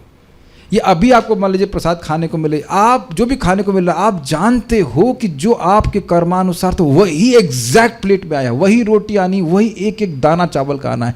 फिर भी अगर मतलब बलबला रहा है व्यक्ति, बलबलाता नहीं, क्या दे दिया, क्या मिल गया, ये भाई तूने ही ऑर्डर किया था तेरे कर्म के अनुसार इसलिए आया है। आप देखो माता जी लोग, बहन या किसी की बहन खाना बनाती हैं तो उनकी इच्छा नहीं होती खाना खराब हो, लेकिन कभी कभी गलती से डबल डोज नमक का पड़ जाता है, होता है कि नहीं? तो क्या सोचती थी, आज इसको तो आज हम नमक क्या जहर मिलता तो जहर भी खिला देते हैं, लेकिन ऐसा नहीं होता है। उनकी इच्छा थी कि अच्छा खाना बना, लेकिन गलती से नमक पड़ जाता डबल, तो हम लोग गुस्सा करते हैं कि नहीं करते? तो नमक आपको घोल दिया क्या, तेज आ रहा है भाई मत खाओ, या फिर बाल आ गया कभी बोलते अरे भाई बाल आ गया, तो बाल का क्या कहते हैं बतंगड़ बना देते हैं कि नहीं, ये भाव हाव कर रहा है। तो हम शरीर के धर्म को नहीं पकड़े हुए हैं, पकड़े हुए हैं कि नहीं? या किसी ने अपमान कर दिया, आपका बहुत बड़ा अपमान कर दिया है ना, बहुत गलत बात बोल दिया है, बहुत गलत बात बोल दिया है, किसको? हमको बोल दिया बहुत गलत बात, हमारे संग बहुत धोखा किया है। अरे आप अपने संग स्वयं धोखा कर रहे हैं, आपके संग कौन धोखा करेगा? डू यू अग्री कि हम अपने संग स्वयं धोखा कर रहे हैं? जो अपने को समझ ही नहीं रहे, तुमको कौन धोखा दे सकता है बताइए, कौन छू सकता है? तो जितनी मात्रा में समझें उतनी मात्रा में शोक से रहित रहेंगे। हमको बहुत अच्छा बात लग रहा है, इज इट नॉट? एवं विदित्वा। अगले श्लोकों में भगवान आश्चर्यवत, पश्यति, कश्चित इत्यादि शब्दों के द्वारा वर्णन करेंगे कि अन्य लोग आत्मा को किस दृष्टिकोण से देखते हैं। तो वो श्लोक 29 में होगा आगे जा करके, तात्पर्य प्रभुपाद जी का। अणु आत्मा के इतने सारे गुण यही सिद्ध करते हैं कि आत्मा पूर्ण आत्मा का अणु अंश है और बिना किसी परिवर्तन के निरंतर उसी तरह बना रहता है। स्पष्ट है?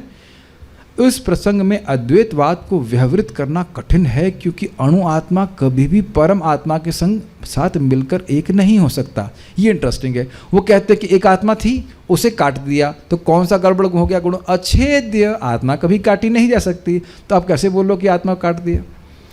जब काटी नहीं जा सकती तो मिलाई भी नहीं जा सकती। हाँ, कोई हाँ आत्मा में कोई विकार आ नहीं सकता, तो आप कैसे बोल रहे हो बात? ये गलत है, गीता के अनुसार नहीं है। एक प्रभुपाद जी का लेक्चर सुन रहा था आज, तो एक व्यक्ति बोला हमें गीता भागवत नहीं पढ़ना चाहिए, मूल वेद पढ़ना चाहिए, तो मूल वेद पढ़ना चाहिए। तो प्रभुपाद बोले वेद का प्रयोजन क्या है? वो चुप, जैसे ना सांप सूंघ गया उसको, चुप। तो उसको पता ही नहीं कि वेद पढ़ने का प्रयोजन है भगवान को समझना। देख रहे हैं कैसे लोग बातें बोलते हैं। प्रभुपाद से पूछ रहा है, बोल रहा है सब पब्लिक में। तो प्रभुपाद पूछे बताओ वेद का प्रयोजन क्या है? वेदश्च सर्वेर अहम एव वेद्यो। बड़ी सुंदर सुंदर बात है। भगवान कह रहे हैं वेद का प्रयोजन है भगवान को जानना, और भगवान ऐसी वस्तु नहीं जिसको आप जान लें। भगवान स्वयं जनवाते हैं, आप जान नहीं सकते हैं, तो उनको प्रसन्न करना पड़ेगा तब जानेंगे भक्ति करके। जो आत्मा का गुण है स्वयं प्रकाशित होने का, ऐसे भगवान का भी गुण है स्वयं प्रकाशित होने का। भगवान को हम अपनी क्षमता से नहीं जान सकते हैं, भगवान जब प्रसन्न होते हैं तो जनवाते हैं अपने को। You must be pleasing to Krishna. तो अद्वैतवाद का ऐसा मत भगवान को कभी पसंद नहीं आता, इसलिए वो कभी भी नहीं समझने देते। ये आपको समझ में नहीं आता कि आप हम लोग बहुत बड़े कोई विद्वान नहीं हैं, हमको समझ में आ रहा और इन गधों को समझ में नहीं आता कभी। गीता में देखो स्पष्ट लिखा है अच्छेद्य, काट नहीं सकते, और इस बेवकूफ को समझ में नहीं आ रहा है और पूरा जीवन यही मान के चल रहा है कि एक आत्मा उसे काट दिया। तो आप कभी मतलब आश्चर्य नहीं करते कि यार इसका दिमाग चल क्यों नहीं रहा है, कहीं जंग क्यों खाया हुआ है, तो दिमाग में क्या दिक्कत है? Because he desires, so Krishna supplies that kind of intelligence. क्योंकि वह इस प्रकार की इच्छा करता है, इसलिए भगवान अंदर से बुद्धि देते रहते हैं, ऐसे सोचो कि तुम आत्मा को काट सकते हो। जी व्यवृत मतलब जो प्रस्तुत किया गया है, ऐसे करना, अप्लाई कर लीजिए। हाँ, अद्वैतवाद नहीं है कि एक आत्मा थी उसे काट दिया गया, संभव नहीं है। भौतिक कलमश से मुक्त होकर अणु आत्मा भगवान के तेज की किरणों की आध्यात्मिक स्फुलिंग बनकर रहना चाह सकता है। इसकी व्याख्या भी की गई थी ब्रह्मज्योति में। किंतु बुद्धिमान जीव तो भगवान की संगति करने के लिए वैकुंठ लोक में प्रवेश करता है। अब आप में से कोई बता सकता है कि ये क्यों बोल रहे हैं कि बुद्धिमान जीव ब्रह्मज्योति में नहीं लीन होना चाहता? ये समझने का प्रयास कीजिए। ब्रह्मज्योति में व्हाट इज दिस वीडियो पर ब्रह्मज्योति में इस जगत का दुख नहीं है, तो दिक्कत क्या है? जय वृंदा माता जी से कुछ प्रकाश डालेंगे। ब्रह्मज्योति में, दीजिए माइक, दीजिए इनको माइक दीजिए। ब्रह्मज्योति में जन्म मृत्यु जरा आदि कोई कष्ट नहीं है, तो वहाँ रहने की दिक्कत क्या है? यस, क्योंकि आत्मा का स्वभाव है सेवा करना, और वहाँ कोई सेवा ही नहीं होती। यस, भुंजे सेवा सुख। जो असीमित सुख भगवान की सेवा में मिलता वह उसको प्राप्त नहीं होगा। एक और बात समझ लीजिए, आत्मा छोटी है, अणु है, तो आत्मा की अनुभूति भी छोटा सुख देगी। लेकिन ये जीव गोस्वामी भक्ति संदर्भ में बड़ा सुंदरता से समझाते हैं, आत्मा छोटी है तो आत्मा का आपने अनुभव किया तो आपको थोड़ा सुख मिलेगा। लेकिन भगवान कितने हैं? भगवान असीमित हैं। तो जब भगवान का अनुभव करेंगे तो आत्मा की जो भूख है असीमित सुख की, वो तभी पूरी होगी, और इसके लिए वैकुंठ ही सर्वश्रेष्ठ है। ठीक है, ओके। ये मेरा वीडियो इतना छोटा कैसे हो गया? एनीवेज, आप लोग सबको आवाज़ आ रही है ठीक से जूम के ऊपर? ओके। ओह, मैं अणु हो गया हूँ शायद कंप्रेस हो गया, वट एवर, उम्मीद है कि आवाज़ आ रही होगी। Where viewer will go head. एक बात आप लोग भागवत से सुन ही रहे ना कि दिमाग अगर गड़बड़ हुआ कुछ तो बहुत फजीहत में पड़ सकते हैं। अगर आप यहाँ बैठ के भजन कर रहे हैं, मुझे भगवान के पास जाना है, साएं से चले जाएंगे और कहें कि जरा देखें वैश्वानर लोक ये है वो है, तो अब कितना समय बीत जाएगा उसका कोई हिसाब किताब नहीं। इसलिए शास्त्र श्रवण करके विवेक को भी धारण करना चाहिए कि हमारा उद्देश्य क्या है भक्ति करने का। इतना बात आप लोग गंभीरता से समझ पा रहे हैं कि हमारा उद्देश्य क्या है। और ये बात मैं कल भी बोल चुका हूँ, फिर बोल रहा हूँ कि यह भी आप देख रहे हैं कि भौतिक वस्तुएं प्राप्त करके उनमें बहुत जल्दी कौतुक समाप्त होता है। अच्छा, ये एक और देख रहे हैं कि भक्ति करने से कौतुक जल्दी समाप्त होता है। मान लो कौतुक आ भी जाए कि नया स्मार्टफोन या फ्रिज या और कुछ भी, मान लो कुछ भी वस्तु, घर, कुछ भी, लेकिन अब भक्ति करने से वो उनको उपयोग करते हैं, लेकिन उसमें कौतुक होना कि बड़ा अच्छा है, ये भावना समाप्त हो रही है। Have you notice that? यहाँ तक कि खाने के लिए भी ऐसा हो रहा होगा ना कि बहुत प्लानिंग करें, बहुत ये खाएंगे, पिज्ज़ा ये सब कुछ नहीं आता है। सी हाउ भक्ति इज़ पावरफुल। आप लोग नोटिस कर रहे हो मैं जो बातें बोल रहा हूँ, जो लाभ मुझको हो रहा है वो आप लोगों को भी हो रहा है या आपको ऐसा? हाँ, सी इट वर्क्स। एक आज बहुत अच्छी बात आई थी मेरे को, बहुत सुंदर बात। पता नहीं भगवान क्या क्या प्रकट कराते हैं। हर आदमी सोचता है ना कि लड़के हों तो बड़ा काम आएंगे बुढ़ापे में। Do you agree? तो हमने कहा कि 2 लड़के पैदा कर दीजिए। मैं भी लगा हूँ, आप भी प्रयास कीजिएगा, ज्ञान और वैराग्य। और आप मानते हैं कि ये 2 लड़के अगर पैदा हो गए, ज्ञान मतलब भगवत ज्ञान और वैराग्य मतलब भगवान से इतर वस्तु से वैराग्य, तो ये तो मरते समय बहुत काम आएंगे। और ये दोनों ही लड़के हमको अग्नि देने में मज़ा आ जाए। What do you think? It's a wonderful है ना पॉइंट कि ये 2 लड़के हमारा साथ कभी नहीं छोड़ने वाले, कभी ये हमसे विमुख होकर अमेरिका नहीं चले जाएंगे पत्नी के साथ कि नहीं? ऑलरेडी वैराग्य बोल दिया ना, ज्ञान और वैराग्य, वंडरफुल ना। और इसके लिए आपको शादी की जरूरत भी नहीं है। और मान लो शादी भी कर ली तो दोनों ही लोग 2-2 बच्चे पैदा कर सकते हैं। पति भी 2 ज्ञान वैराग्य, पत्नी भी ज्ञान और वैराग्य भक्ति करके 2-2 सबके 4 हो गए बच्चे। ज्ञान वैराग्य इधर हो गया, ज्ञान वैराग्य।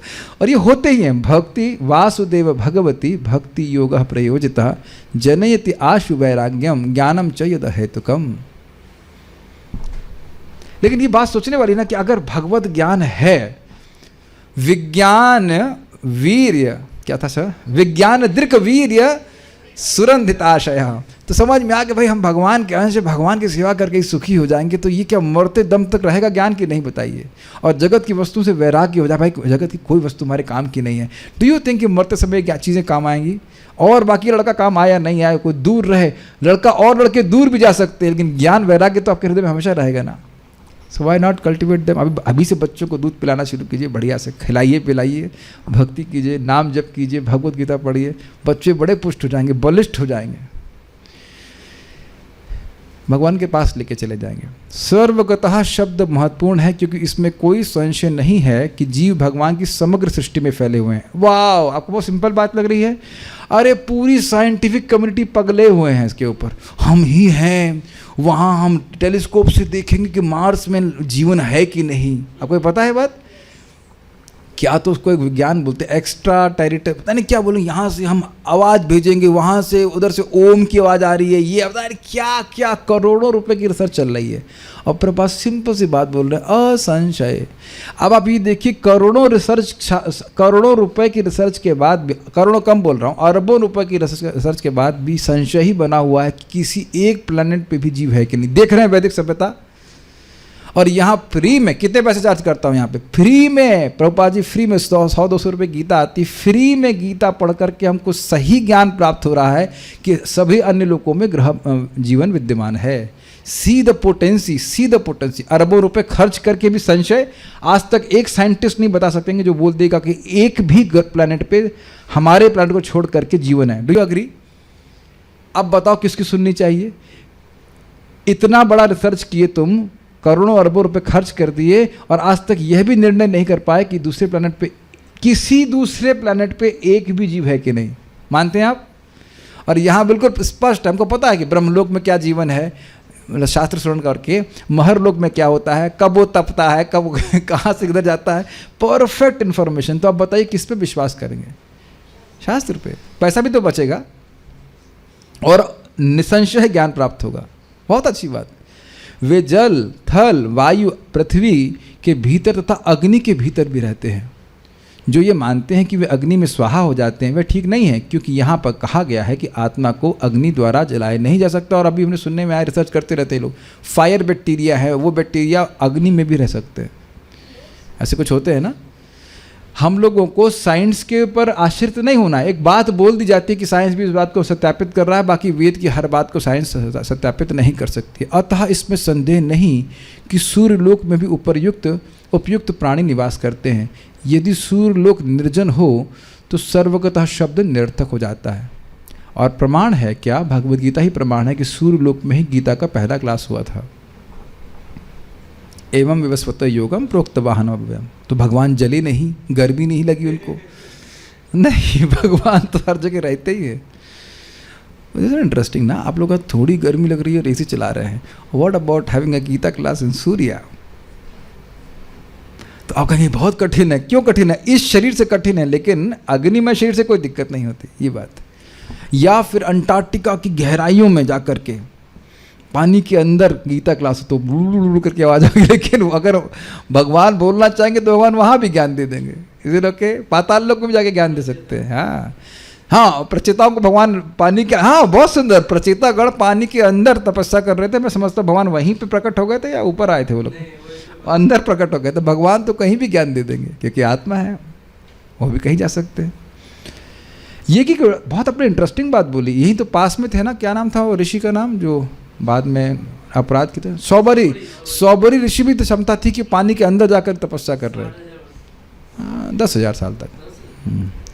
तो सब इस प्रकार से देखा जा सकता है। जैसा कि पहले कहा जा चुका है, आत्मा इतना सूक्ष्म है कि इसे सर्वाधिक शक्तिशाली सूक्ष्मदर्शी यंत्र से भी नहीं देखा जा सकता। अतः यह अदृश्य है, यानी अव्यक्त है। स्पष्ट है? काफ़ी इंटरेस्टिंग। जब आँख ही नहीं देख सकती तो माइक्रोस्कोप कैसे देखेगा? माइक्रोस्कोप इन्हीं इंद्रियों से बनाया गया है। Got it? जहाँ तक आत्मा के अस्तित्व का संबंध है, श्रुति के प्रमाण के अतिरिक्त अन्य किसी प्रयोग द्वारा इसके अस्तित्व को सिद्ध नहीं किया जा सकता। इसका अर्थ क्या है? अचिंत्य। मन के द्वारा आप पकड़ नहीं सकते, केवल शास्त्र प्रमाण स्वीकार करना पड़ेगा। हमें इस सत्य को स्वीकार करना पड़ता है क्योंकि अनुभव गम सत्य होते हुए भी आत्मा के अस्तित्व को समझने के लिए कोई अन्य साधन नहीं है। ये लाइन समझ में आई है? आप लोगों को समझ में आ रही ना ये लाइन? नहीं समझ में आ रही है तो ये भी समझ में आ रहा है कि नहीं आ रही है? तो दोनों ही सिचुएशन में आप समझ रहे हो कि कुछ समझ में आ रहा है, कुछ नहीं समझ में आ रहा है। तो आप है ना? क्या यही प्रश्न मैं कैमरे से कर सकता हूँ? तो आप प्रत्यक्ष देख रहे हैं कि आप लोग यहाँ पे हैं, प्रत्यक्ष अनुभव कर रहे हो कि नहीं? मैंने जोर से बोला कि नहीं? मैं प्रेम से बोल रहा हूँ कि नहीं? दोनों अनुभव है ना आप लोगों को? तो आप बात समझ रहे? यही प्रपात कह रहे हैं कि हम सब लोग देख रहे हैं कि आत्मा है, लेकिन देख नहीं पा रहे कि आत्मा है। कैच कर रहे हैं इस बात को? सब लोग समझ रहे हैं ना कि हम लोग हैं यहाँ पे। कितनी आत्मा है? 1 2 3 4 5 6 7 8 9 10 11 12 13 14 15 16 17 18 आत्मा गिन ली मैंने। गिन ली कि नहीं? लेकिन एक भी आत्मा को नहीं देख सकता। कितना इंटरेस्टिंग है ना? कंफ्यूजन तो नहीं हो रहा है? हम सभी लोग हैं यहाँ पे, क्लास चल रही है, सब लोग हैं, लेकिन देख किसी को नहीं पा रहे हैं। So like that. तो अनुभव कर रहे हैं, अनुभव गम्य है, तो स्वीकार करना पड़ेगा आपको कि हम हैं, लेकिन ऐसे आप आंखों से और हाथ से छूने का प्रयास करें कि आत्मा को, तो वो संभव नहीं। जी, चेतना के द्वारा इसका प्रमाण मिला। हमें अनेक बातें केवल उच्च प्रमाणों के आधार पर माननी पड़ती हैं। कोई भी अपनी माता के आधार पर अपने पिता के अस्तित्व को अस्वीकार नहीं कर सकता है। बहुत इंटरेस्टिंग है, क्योंकि मुझे कोई देखे तो ये मानेगा ना कि मैं हूँ तो मेरे पिताजी रहे होंगे, लेकिन पिताजी कौन हैं, उनका नाम क्या है, यह जानने के लिए आपको माता से पूछना पड़ता है। ये बात प्रपात कर रहे हैं। बहुत सुंदर बात है। हर आदमी मरता है ना? मैंने कुछ और पूछा। मैं कहूँ कि हर आदमी मरता है, आप क्या बोलेंगे? कृष्ण आदमी माता जी माइक पे बताइए। मैं आत्मा की बात नहीं कर रहा हूँ, हर आदमी मरता है, शरीर मरता है। हाँ, अब अगर इस पर विचार कीजिए कि हर आदमी मरता है, तो मैं पूछूं कि भाई किस आधार पे कह रहे हैं कि हर आदमी मरता है? आप क्या बोलेंगी? शरीर दिख रहा है, शरीर मरता है। मेरा प्रश्न समझिए, मेरा प्रश्न समझिए। हर व्यक्ति को मरना ही होगा। अब ऐसे समझिए, क्या उत्तर है इसका? यस और नो? यस। किस आधार पे यस बोल रहे हैं? अगर आप भगवत गीता की बात नहीं स्वीकार करते हो सकता है कि कोई व्यक्ति ऐसा हो जो ना मरता हो। देख रहे हैं कितना अमेजिंग बात है ना? आप सहज स्वीकार करते हैं ना कि हर व्यक्ति को मरना है। अरे भाई सबको मरना है, बोलते कि नहीं? तो गीता के आधार पे आप बोलते हैं जातस्य ही ध्रुवो मृत्यु ध्रुवम जन्म मृतस्य च। बहुत बड़ी बात हो रही है, आप हल्के में मत लीजिए। और जो मरेगा उसको जन्म भी लेना होगा। ये सब बात स्वीकार करते हैं दुनिया में? नहीं स्वीकार करते, तभी तो धमाधम पाप किए जा रहे हैं। Do you agree? और इसका दूसरी लाइन का तो प्रमाण दे ही नहीं सकता कोई कि जो व्यक्ति ये मर रहा है आज वो दोबारा जन्म लेगा ही। इसका तो कोई प्रमाण दे ही, कोई साइंटिस्ट, कोई किसी के बाप की ताकत नहीं है कि बता सके कि व्यक्ति जन्म लेगा ही। कैचिंग और नॉट कैचिंग? इस समय परम श्रद्धेय पूजनीय वंदनीय स्टीफन हॉकिंस कहाँ हैं? जो कहते रहे जिंदगी भर के भगवान नहीं है। बताओ कहाँ जन्म लिया उसने? उसके कोई चेला नहीं बता सकता कि वो जन्म लिया ही होगा, लेकिन आप गीता के आधार पर स्वीकार कर सकते हैं कि उसने कहीं ना कहीं जन्म लिया होगा। यह बात प्रभुपाद समझा रहे हैं। हमारी बहुत सारी बातें ऐसी हैं जो हमारी इंद्रियों के परे हैं, लेकिन प्रामाणिक आधार पर स्वीकार करते हैं। बड़ी सुंदर बात है, बहुत सुंदर बात प्रभुपाद कह रहे थे। इस जगत में भी जिसको आप प्रमाण अथॉरिटी मानते हो, वो इसीलिए मानते हो क्योंकि वह पूर्ववर्ती अथॉरिटी की बात मानता है। Do you agree? आपने F=m में पढ़ा होगा, आपके टीचर ने पढ़ाया होगा, तो इसलिए मानते हैं क्योंकि उसको अपने टीचर की बात मानता है। फिर वैसे करके पूर्ववर्ती आप पीछे जाते हो। तो अल्टीमेटली अथॉरिटी है भगवान श्री कृष्ण, जो कि यहाँ पे गीता में बोल रहे हैं। तो जो भी गुरु है वो प्रमाणिक गुरु इसीलिए कि पूर्ववर्ती बात आचार्यों की बात को मान रहा है। अपने मन से बोलेगा तुरंत बात खाली हो जाएगी, क्योंकि अचिंत्य, अव्यक्त, अविकारी इत्यादि आत्मा है, उसके बारे में कुछ नहीं बोल सकता। There is no scope for I think. तो ये प्रपात कह रहे हैं कि हर व्यक्ति को सुन करके स्वीकार करना पड़ता है। Knowledge is always descending. ठीक है। पिता के स्वरूप को जानने का साधन या एकमात्र प्रमाण माता है। इसी प्रकार वेदाध्ययन के अतिरिक्त आत्मा को समझने का अन्य उपाय नहीं। तो कई बार आप लोग बोलेंगे कौन देखा है स्वर्ग नर्क? देखा है आपने? ऐसा लग रहा है कि बचपन से जब पैदा हुए हैं बस देख के ही समझ जाते सब कुछ, है कि नहीं? बचपन में पैदा हुए तो देख रहे थे माता पिता कौन है, तो देख कर समझ गए कि मेरी मम्मी है, ये मेरे पापा हैं, ये बार बार बोला गया है। अब माता पिता ही जानते हैं कि कितनी बार गधे को बोलना पड़ता है कि बोलो मम्मी पापा मम्मी पापा, तब जाकर के साल भर बाद वो कोई बोलता है। हम सभी लोग ऐसे थे ना, साल भर तक मम्मी पापा बोलते रहे, तब जाके पापा बोल दिया तो पापा बड़े कृतार्थ हो जाते हैं। कृतार्थ ओइला अमित एक बार आपने तुमने पापा बोल दिया है सुनाइला पापा नाम, ठीक है ना। तब भी वो अर्थ नहीं समझता है कि पापा का मतलब क्या होता है। हमें लगता है बहुत समय तक 5-6 साल 8 साल तक समझ नहीं आता कि पापा का मतलब क्या है, इनसे हम जन्मे हैं या माँ के देह से प्रकट हुए, कुछ नहीं समझ में आता है। मैं कहता हूँ 8वीं 9वीं तक समझ में नहीं आता, बहुत अगर प्योर अवस्था में कि क्या संतान कैसे होती, कुछ नहीं किसी को पता चलता है, बस बोल जा रहा था। अब आप ये बताइए कि देख के आज तक समझे क्या है। हम तो आज तक इस कैमरे के फंक्शन को नहीं समझ पाए, रोज़ तो इस्तेमाल कर रहे हैं, कल ऑन करते हैं और ऑफ करते हैं, आज तक कोई यहाँ पे ज्ञानी नहीं इकट्ठा हुआ ना जो चला दे इसको। बताइए देख के क्या समझेंगे, मिक्सर कैसे चलता है, कुछ भी तो देख के समझ नहीं रहे, सब तो सुन के समझ रहे हो। और देख करके आत्मा का वर्णन करने वाले लोग हो गए, दिखाओ हमको स्वर्ग नरक कहाँ है। ठीक है, दूसरे शब्दों में ये बहुत लोग मजाक मतलब बोलते हैं। मैं एक बार IIT में बात कर रहा था, आर्टिफिशियल इंटेलिजेंस की क्लास थी, उसमें वैसे बात कर रहे थे आत्मा के बारे में, तो तुरंत टीचर सोचा कि मैं कोई घोस्ट स्टोरी सुना रहा हूँ। वो समझने उस तरह मैं कोई भूत प्रेत की कहानी सुनाऊंगा, मजाक उस तरह मैं मजाक कर रहा हूँ। वो ये नहीं समझ पा रहे कि आत्मा एक विज्ञान है, समझ रहे हैं। इसी प्रकार वेदाध्ययन के अतिरिक्त आत्मा को समझने का अन्य उपाय नहीं है, यानी उपाय है लेकिन वेद पढ़ना पड़ेगा, भागवत पढ़ना पड़ेगा, गीता पढ़ना पड़ेगा। दूसरे शब्दों में आत्मा मानवीय व्यवहारिक ज्ञान द्वारा अकल्पनीय है, इसीलिए सब्जी मार्केट में कभी चर्चा नहीं होती आत्मा के अदाह्य गुण के बारे में क्या विचार है। It won't work, it won't happen there. आप ही देख रहे हैं कि हमारा आधिपत्य है। आप कभी कभी सोचते हो कि आप प्रचार कैसे करोगे, भाई मार्केट में कोई है ही नहीं कंपटीशन। जिस प्रकार से आप लोग बोल सकते हैं, कल ही मुझे 2 टीचर्स पकड़ में आए, पहले टीचर थे, मुझे अब हमको छोड़ने वाले नहीं हम। ये आप समझ रहे हैं। आप भी मानते हो कि YouTube में आप सर्च करें ना, गीता भूषण टीका, सारार्थ वर्षिणी, श्रीपाद रामानुजाचार्य की टीका, किसी को पास है ही नहीं बोलने के लिए। मैं बड़ा खुश होता हूँ, मेरा कोई कंपटीशन नहीं, कोई कंपटीशन नहीं है, ना अंग्रेजी में ना हिंदी में कोई कंपटीशन ही नहीं है। Is there any competition? और कस्टमर्स हैं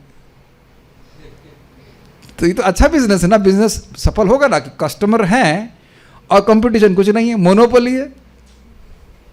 have you ever thought of this business? और अद्भुत बात है कि बॉस जो है हमारे भगवान श्री कृष्ण, वो कहने कि ये जो ज्ञान दूसरों को देता है ये बहुत अच्छा है और सद्य, वो क्रम नहीं, तुरंत मेरे पास आएगा शरीर छोड़ने के बाद। तो आप बताओ ये बिजनेस क्यों नहीं करना चाहिए अच्युत प्रभु? करना चाहिए कि नहीं? कंपटीशन कुछ है नहीं, अंत में फ़ायदा क्या है? असीमित फ़ायदा, भगवान के पास जाएंगे। जब हम पहुंच जाएंगे तब घड़ी तो सही बोल रहे थे भगवान, झूठ नहीं बोल रहे थे, सही बात है पहुंच गए भगवान के पास। और क्या होता, कंपटीशन कुछ है नहीं और कस्टमर भी अवेलेबल है, तो क्यों ना कि इस बिजनेस में हाथ डाला जाए, कुछ इन्वेस्ट किया जाए। What do you think? दूसरे शब्दों में आत्मा मानवीय व्यवहारिक ज्ञान द्वारा कल्पनीय, इसी पे बोला था कि कोई व्यक्ति इसकी रेंज के बाहर है, कि जो जगत में जो भी चर्चा हो रही है उसमें आत्मा की चर्चा हो ही नहीं सकती है। तो हम लोग चर्चा कर पा रहे हैं आचार्यों के मनोगत्य में, आत्मा चेतना है और चेतन है। What does that mean? वेदों के इस कथन को हमें स्वीकार करना होगा। आत्मा में शरीर जैसे परिवर्तन नहीं होते। भाई ये समझ में आया, आत्मा चेतना है और चेतन है।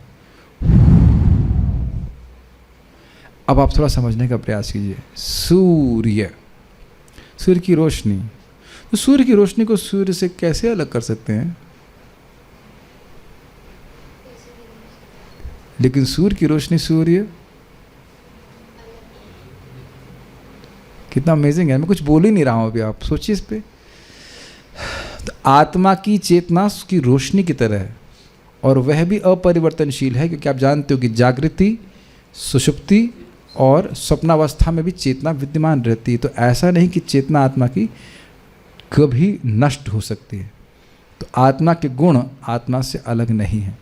ये आध्यात्मिक जगत की एक विशेषता है कि वहाँ पे गुण उस व्यक्ति से अलग नहीं होते। यहाँ पे अलग अलग होता है, दया और दयावान कहते हैं, लेकिन चेतना ही आत्मा ही है। नाम और नामी में जैसे भेद नहीं होता, आपको लग रहा है कि भेद, क्योंकि हम लोग भेद वाले जगत में हैं, जहाँ आम और आम के नाम में अंतर है, अच्छा होता ना कि आप बोलिए प्रसाद, प्रभु जी को पोहा और पोहा का स्वाद आने लग जाता तो अच्छा लगता कि नहीं? नहीं लगता? आपको पोहा पसंद है ना, है ना? मैं कहूँ मैं बोल रहा हूँ पोहा, तो पोहा प्रकट हो गया। पोहा का नाम और पोहा में अंतर है, क्योंकि इस जगत में अंतर देखा जाता है, लेकिन नाम और नामी में अंतर नहीं है। आध्यात्मिक जगत की इक्वेशंस ही अलग हैं, इसलिए हमको श्रवण करके समझना होगा। ओके, ये बात थोड़ी समझने वाली है, बड़ी इंटरेस्टिंग है। आत्मा में शरीर जैसे परिवर्तन नहीं होते, समझते हैं आप। मूलतः अविकारी रहते हुए आत्मा अनंत परमात्मा की तुलना में अणुरूप है। This is also very clear. भगवान एक बड़ी अग्नि की तरह और हम लोग चिंगारी की तरह। परमात्मा अनंत है और अणु आत्मा अति सूक्ष्म है। अतः अति सूक्ष्म आत्मा अविकारी होने के कारण अनंत आत्मा भगवान के तुल्य नहीं हो सकता। अब ये बड़ी इंटरेस्टिंग बात है भाई, जब आत्मा अविकारी है उसमें कोई परिवर्तन नहीं हो सकता, कोई नहीं हो सकता। मतलब इस समय आप क्या हैं? अणु हैं, तो हम कभी परिवर्तित होकर के अनंत नहीं हो सकते। Does that make sense to you? Catch किया प्रभुपाद क्या बोल रहे हैं? कि लाइन प्रभुपाद की कितनी ब्रिलियंट है। क्योंकि आत्मा अविकारी है, उसमें कोई परिवर्तन नहीं हो सकता, तो भाई अणु ही है। अभी तो अणु है, आगे जाके तुम परमात्मा में मिल करके अनंत बन जाओगे ना? नहीं बन सकते, क्योंकि आप आत्मा अविकारी है। तो अणु है तो अणु है। बहुत अच्छा भोजन प्रभु इस पर कहते हैं, all what we can be is insignificant servants and be happy with that. आप हम इनसिग्निफिकेंट हैं, लेकिन हमारा प्रेम कृष्ण के लिए सिग्निफिकेंट है। Does that make sense? ये मैं सोचा कि हम इतने छोटे हैं, भगवान चलिए आत्मा से फेंक दो, किनारे फेंक दूंगा। हम खुद फेंके हुए हैं, कृष्ण हमको नहीं फेंके हैं। माया फेंक रही है, कृष्ण तो एकदम हृदय से लगाना चाहते हैं। एक एक जीव कृष्ण को बहुत प्रिय है। दिस इज़ वेरी इनकंसीवेबल ना, कि हम इतने छोटे, हमें कौन ध्यान देगा? कृष्ण का ध्यान हर जीव के ऊपर है। ये बहुत अच्छी बात प्रभुपाद कहते हैं कि हम लोग इतने छोटे हैं कि कृष्ण यह नहीं देखते कि क्या सेवा कर रहा है, इस सेवा में लगा हुआ है, इस पे खुश है। अब देखिए हम लोग इसी में झगड़ा करते हैं ना, ये सेवा मिलेगी तो मुझे आगे माला पहनाई जाएगी, ये सेवा मिलेगी तो ये। एक भक्त बोले अरे मेरा नाम राधा रानी के नाम से सामने अनाउंस करवा जाएगा तब कृपा मिलेगी। हमने कहा नहीं, आप जब हरे कृष्णा कृष्ण कृष्ण हरे हरे, हरे राम राम राम हरे हरे जैसे बोल रहे हैं, तुरंत बोलने की इच्छा कर रही हो तो कृपा, उधर से भगवान कृपा खोल देते हैं। ये बचकानी बात है कि आपका नाम अनाउंस किया जाएगा, तो मतलब जब तक राधा रानी के सामने नाम अनाउंस नहीं करें, उन्हें मालूम भी नहीं चलेगा ना कि आपने सेवा करी है ना। अरे भाई, सेवा करने की इच्छा जब आ जाती तभी उनको मालूम चल जाता है कि आप सेवा करना चाहते हो। सेवा करने की तो बात छोड़ दीजिए आप। हम खाली अणु पे बोल रहे थे कि जीवात्मा अणु है and be happy with that, क्योंकि आप अविकारी हैं, आप कभी बड़े नहीं होने वाले। Will be small only, B happy with small services. मैं तो केवल एक ही व्यक्ति को प्रीचिंग कर सकता हूँ। Start with one and keep him alive and then you see how much energy is needed. एक व्यक्ति को भक्ति में जिंदा रखने में खूब एनर्जी लगती है। जैसे इस जगत में एक बच्चे को पालने में तो हेडेक हो जाता है, इज इट नॉट? आपको लगता है हम लोग ऐसे ही बड़े हो गए हैं बिना हेडेक दिए हुए। एक भक्त बोले थे कैसे वो आपने सहन किया उसकी बात को। अरे भाई, लोग मूर्ख हैं, जो लोग नए आ रहे हैं वो लोग पहले एज्यूम कीजिए कि वो मूर्ख हैं, उन्हें कुछ नहीं पता आत्मज्ञान के, तो बल बल बल बल कुछ भी बोलते हैं कि नहीं बताओ। तो हम ही लोग उनको सबको रिजेक्ट करने बैठेंगे तो सीखेंगे कैसे लोग, बताइए? Does it make sense to you? Nursery में बच्चा क्या क्या बोलता है, कुछ भी लिखता है ना उत्तर। आपको याद है नर्सरी के दिन उत्तर पता नहीं तो कुछ भी लिख किया जाता है व्यक्ति इसमें, तो क्या टीचर रिजेक्ट कर देता है? वो जानता है कि भाई ये नहीं, इसको पता है, वो कुछ भी लिख दे रहा है, उसको कुछ पता नहीं। Do you remember those days? Mathematics पढ़ रहे हैं, रूट स्क्वायर का क्या मतलब है कुछ पता ही नहीं उसका मतलब, बस बच्चा ऐसे ऐसे देख रहा होता है क्या होता है, वो सीख रहा है। ऐसे ही आध्यात्मिकता में होता है। अभी मैं प्रश्न करने देखा, कई बार हम प्रश्न करते हैं, लोग उत्तर देना शुरू कर देते, फिर तो पता प्रश्न क्या था हुआ ना कई बार, प्रश्न क्या था ये। आप मत सोचो कि लोग बड़े हो गए, उनको कुछ नहीं पता है आध्यात्मिकता के बारे में, तो इसलिए बड़े सहनशीलता से सिखाइए, लेकिन भगवान के पास पहुंच जरूर जाएगा। बार बार बोलते रही, धीरे धीरे बात समझ में आती है। अणु आत्मा के बारे में बोल रहे हैं, तो आत्मा कभी भगवान के तुल्य नहीं हो सकता। यही भाव वेदों में भिन्न भिन्न प्रकार से आत्मा के स्थायित्व की पुष्टि करने के लिए दोहराया गया है। इसी बात को भगवान बोल रहे हैं, नित्य, सनातन इत्यादि इत्यादि।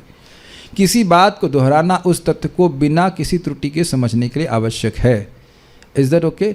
ये मैंने अनुभव किया कि ये बात जब मैं स्वरूप के बारे में बोल रहा था, उन भक्त को समझ में नहीं आई पहली बार में, 2 बार, 3 बार, 4 बार, 5-6 बार जब कोई व्यक्ति को समझाया जाता है तब वो बात समझ में आती है.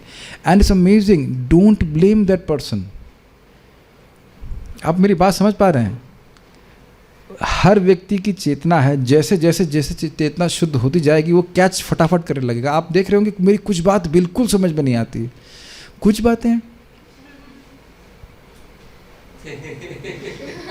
क्या आप बोल रहे हैं, वो तो हिंदी जैसा लग रहा है सब, लेकिन और आप किसी नए व्यक्ति को बिठा दीजिए, एक भी बात समझ नहीं आएगी मैं क्या बोल रहा हूँ, एक भी बात समझ में नहीं आएगी. तो आप लोग ऐसा नहीं कि कुछ भी नहीं समझ रहे हैं, कुछ कुछ समझ रहे हैं. तो धीरे धीरे बातें समझ में आती. जब जप करता है, प्रसाद खाता है, कथा करता है, सुनता रहता है. 12 साल रहे साधु की टोली, तब समझे एक बोली. जब 12 साल तक आप साधु संग रहेंगे तब जाके एक बात समझ में आएगी क्या बोल रहे हैं. Is it okay? So will just take up some questions and then will finish off. The soul, नहीं हो गया. Does every jivatma have an adhyatma swarup in Golok, और are some jivatmas eternally existing in lord's tatastha shakti और मार्जिनल एनर्जी? पता नहीं आप क्या कहना चाहते हैं, लेकिन देखिए एक सीधी सीधी बात है, जीवात्मा का एक शाश्वत संबंध भगवान से होता है, उसको जागृत करना होता है. If atma's guna cannot change and consciousness is in a way guna of atma, then why it gets polluted materially. हाँ, ये एक प्रश्न बड़ा अच्छा है कि भाई चेतना तो परिवर्तित होती नहीं है, तो फिर ये भौतिक गुणों के द्वारा प्रभावित कैसे हो सकती है? वस्तुतः ही असंभव है, लेकिन जीव की भोग की इच्छा है, इसलिए भगवान इस असंभव कार्य को संभव कर सकते हैं. अरे भाई यही नहीं, भगवान को भूलना भी असंभव है. आपको क्या लगता है? अभी लग रहा है बड़ा कठिन है, लेकिन भगवान को भूलना भी जीव के लिए असंभव है, क्योंकि जीव चाहता है, इसलिए भगवान इस असंभव कार्य को अपनी शक्ति से करवाते हैं. This is something very nice. भगवान इतने सुंदर हैं, इतने मधुर हैं कि उनको भूलना असंभव है हमारे लिए, लेकिन क्योंकि व्यक्ति जीव भोग करना चाहता है, भगवान को भूले बिना तो कर नहीं सकता है, तो इसलिए भगवान अविद्या शक्ति को चलाते हैं. इसीलिए तो बोले मम माया दुरत्य, वो इनकी इच्छा से हो रहा है, उनकी इच्छा सर्वोपरि है. और क्या है? हर आत्मा शरीर बदलेगा ही. हाँ जी, शास्त्र भी तो आत्मा के स्वरूप का वर्णन कर रहा है कि वो दिखता कैसे है. शास्त्र भी तो आत्मा के स्वरूप का वर्णन नहीं कर रहा है कि वो दिखता कैसे है. मुझे समझ नहीं पाया. आत्मा ये नो वो, अच्छा कह रहे हैं कि यहाँ ये आत्मा के स्वरूप का वर्णन नहीं कर रहे हैं. अच्छा प्रश्न है. और कह रहे हैं कि ये कह रहे हैं आत्मा ये नहीं है, वो नहीं है, वो नहीं है. तो ये बात स्थापित करने के लिए कि आत्मा शरीर के धर्म से शरीर धर्मी बिल्कुल नहीं है, ये स्थापित करने के लिए बोल रहे हैं. एक बात तो ये, और उसके बाद आत्मा के स्वरूप का भी वर्णन भगवान करेंगे. भूमि रापो नलो वायु के बाद अगला श्लोक क्या कह रहे हैं? अपर ये मितस्तन्याम प्रकृति विद्धि में पराम जीवभूतम महाबाहो येदम धारिते जगत. कि इस भौतिक प्रकृति से परे जीवात्मा है जो इस जगत को भोग रही है. तो वहाँ वर्णन हुआ ना आत्मा का. फिर आगे भगवान 15वें अध्याय में नहीं बोलते हैं कि माम एवं, क्या श्लोक है वो, ममे वांशो जीव लोके जीवभूता सनातना. तो भगवान आत्मा के स्वरूप का भी वर्णन कर रहे हैं गीता में. हाँ, तो नित्य है, सर्वगता है, गुण है, तो कहाँ परिवर्तन हो रहा है इसमें? तो आत्मा के संग हमेशा ही रहता है. ठीक है, okay. So time for questions now. It is very difficult to maintain 1% Krishna consciousness, so we have to patiently wait. But sometimes the new devotee which is not understanding the philosophy or other things, he may leave bhakti during the process. What to do in this situation? जो व्यक्ति कृष्ण भावना को नहीं समझ रहा है वो छोड़ देगा, तो क्या करना चाहिए? तो आप प्रेम से वापस बुलाइए. एटलीस्ट उसको ऐसा नहीं अनुभव होना चाहिए कि जब वो आएगा वापस तो उसकी भर्त्सना की जाएगी. मैं आपको बता रहा हूँ, ऐसा उसको लगना चाहिए कि devotees are still waiting for me. काफ़ी इंटरेस्टिंग है. Then he will be incline to come back. कितना भी गलती किया हो चाहे कुछ हो, भक्तों का ये भाव हो, उसको ऐसा महसूस होना चाहिए कि मैं वापस आऊँगा तो मेरा स्वागत किया जाएगा. हमारे बहुत सारे स्टूडेंट्स BMS के इसीलिए घबरा करके जूम में नहीं आ रहा कि आएंगे तो लग रहा है कि मैं वज्रपात कर दूंगा ना क्या कर दूंगा। मैं तो हमेशा वेलकम करता हूँ भाई, इसे अनादिकाल से भूले हो, 2-4 साल के लिए भूल गए भक्ति को तो क्या फ़र्क पड़ता, आओ खाओ पियो मज़े करो भजन करो। आज हम एक भक्त को बोले कि आपके भैया को देख के आपकी भी याद आ गई। हमने कहा आपने सेंटी कर दिया। हमने कहा आप जिंदा हो कि मर गई हो भक्ति में? ऐसे नहीं नहीं प्रभु जी हम हैं भक्ति कर रहे हैं। हमने कहा तो भाई कम से कम 2-4-5 मिनट के लिए जूम पे आ जाकर हम लगे कहाँ जिंदा है भजन कर रहे हैं। हाँ ठीक है। कुछ लोग डर जाते हैं कि अभी इतने दिन से नहीं है तो अब तो ये बाबा जरूर मारेगा पजरा कुछ करेगा, कोई मिसाइल चलाएगा, ऐसा कुछ नहीं है। अरे अनादिकाल से बोले हैं। होता क्या है देखिए, शुरुआत में तो समझ ही नहीं आता कि बोल क्या रहे हैं, धीरे धीरे भक्ति की महत्व समझ में आता है। इसीलिए लोग सोचते हैं कि नहीं कुछ हम भक्ति छोड़े कुछ ऐसा प्राप्त कर लेंगे जो हमको सुख दे देगा। It doesn't work. यही सारा गेम है। धीरे धीरे समझ में आता है कि मैं हाथ पांव मार रहा हूं लेकिन कुछ मिल नहीं रहा है। तो ये शुरुआत में दृष्टि प्राप्त नहीं हो सकती। इसलिए भागवत में बोल रहे हैं कि टीचर को बोलते रहना चाहिए, यद्यपि स्टूडेंट्स कभी कभी, ध्यान से सुनना, कभी कभी उसको पालन न कर पाए। कभी भी पालन नहीं करेंगे तो अलग बात है, लेकिन कभी कभी ना समझ में आए, भ्रमित हो जाए, फिर भी गुस्सा नहीं होना चाहिए। अब आप कहेंगे आपको सुनाई पड़ रहा है? हाँ मुझे भी सुनाई पड़ रहा है। When people make mistakes, it's just natural that you will make mistake. बच्चा जब चलना चालू करता है तो गिरता ही है कि नहीं? कि पैदा होते ही हम लोग PT उषा बन गए थे कि है यहाँ पे PT उषा पैदा होते, या मिल्खा सिंह कोई पैदा उठते भागना शुरू करते, वो धम से गिरते हैं फिर उठते हैं, वो भी सब अच्छा लगता है। प्रयास करना चाहिए। We should always be encouraging. मैं बता रहा हूँ इसीलिए भक्त भाग जाते हैं, सोचते हैं कि अरे अब हमको तो भक्त स्वीकारेंगे नहीं, है कि नहीं? अब हमारा कौन है, इस माया आंटी के अलावा कौन है, और माया आंटी के जो परिवार उसके अलावा हमारा कौन है। एक बात सोचिए कि मान लो आप जेल में हैं, सोचिए आप, तो आप चाहेंगे ना कि हम जब बाहर निकले तो परिवार के संग रहें, खाएं पिएं। सोचिए अगर हम ऐसा सोचने लग जाएं कि हम जब बाहर आएंगे तो हमारी माँ हमारी शक्ल भी नहीं देखना चाहेगी, तो शायद आप बाहर भी आना चाहो। What do you think? I mean, I've never given this example, but is it not our situation? हम सोचें कि हम इतने समय से इस जगत में हैं, क्या है, हमको क्या भगवान मानेंगे? मैं फिर रिपीट कर रहा हूँ, बद्ध जीव को भगवान के लिए संघर्ष करना पड़ता है, और बद्ध जीव जो जिस प्रकार संघर्ष कर रहे हैं भगवान के लिए, वो भी बहुत प्रिय हैं, क्योंकि नित्य जीवों को भगवान के लिए की प्राप्ति के लिए कभी कोई संघर्ष नहीं करना पड़ा। तो आपका संघर्ष भी भगवान को प्रिय, इसीलिए संघर्ष करवा रहे हैं। नहीं तो आप कृष्णलाल नहीं, आप इतनी भारी हो कि कृष्ण आपको अब तक नहीं ले जा सकते थे। अच्युत प्रभु, क्या आप इतने भारी हैं कि भगवान आपको अब तक नहीं ले जा सकते? कुछ अब आपको उनको आपका स्ट्रगल पसंद है। नाउ व्हाट विल यू से? जय वृंदा माता जी, कोई स्ट्रगल नहीं ना भक्ति में? अमोघ प्रभु, आप तो स्ट्रगल से ऊपर ही हैं, सब कुछ नहीं। तो कृष्ण को आपका स्ट्रगल पसंद है तो स्ट्रगल करेंगे। और आप ध्यान से सुनिए, स्ट्रगल इज ओनली टिल अनर्थ निवृत्ति, और ये एक बार डाउन पेमेंट करना है। और आप ये भी देख रहे हैं कि कथा क्लास सब कुछ आसान होता जा रहा है। हमको तो नहीं लग रहा है, लेकिन लग रहा है। Is it not? Is it not? ये देखिए कि किस प्रकार से भक्ति कार्य कर रही है। और this addiction will increase more and more and more and more. Achyut Prabhu, आपको तो हमको पता भी नहीं था कि आप वृंदावन आए। Is it not? If you did not want to come and hear, why would you have come? ये देखिए कि आपको वो अच्छा लग रहा है तभी आप यहाँ पे आए हैं। मेरे को अच्छा लग रहा है इसलिए मैं यहाँ पे हूँ। कथयन्तश्च माम नित्य तुष्यन्ति च रमन्ति च।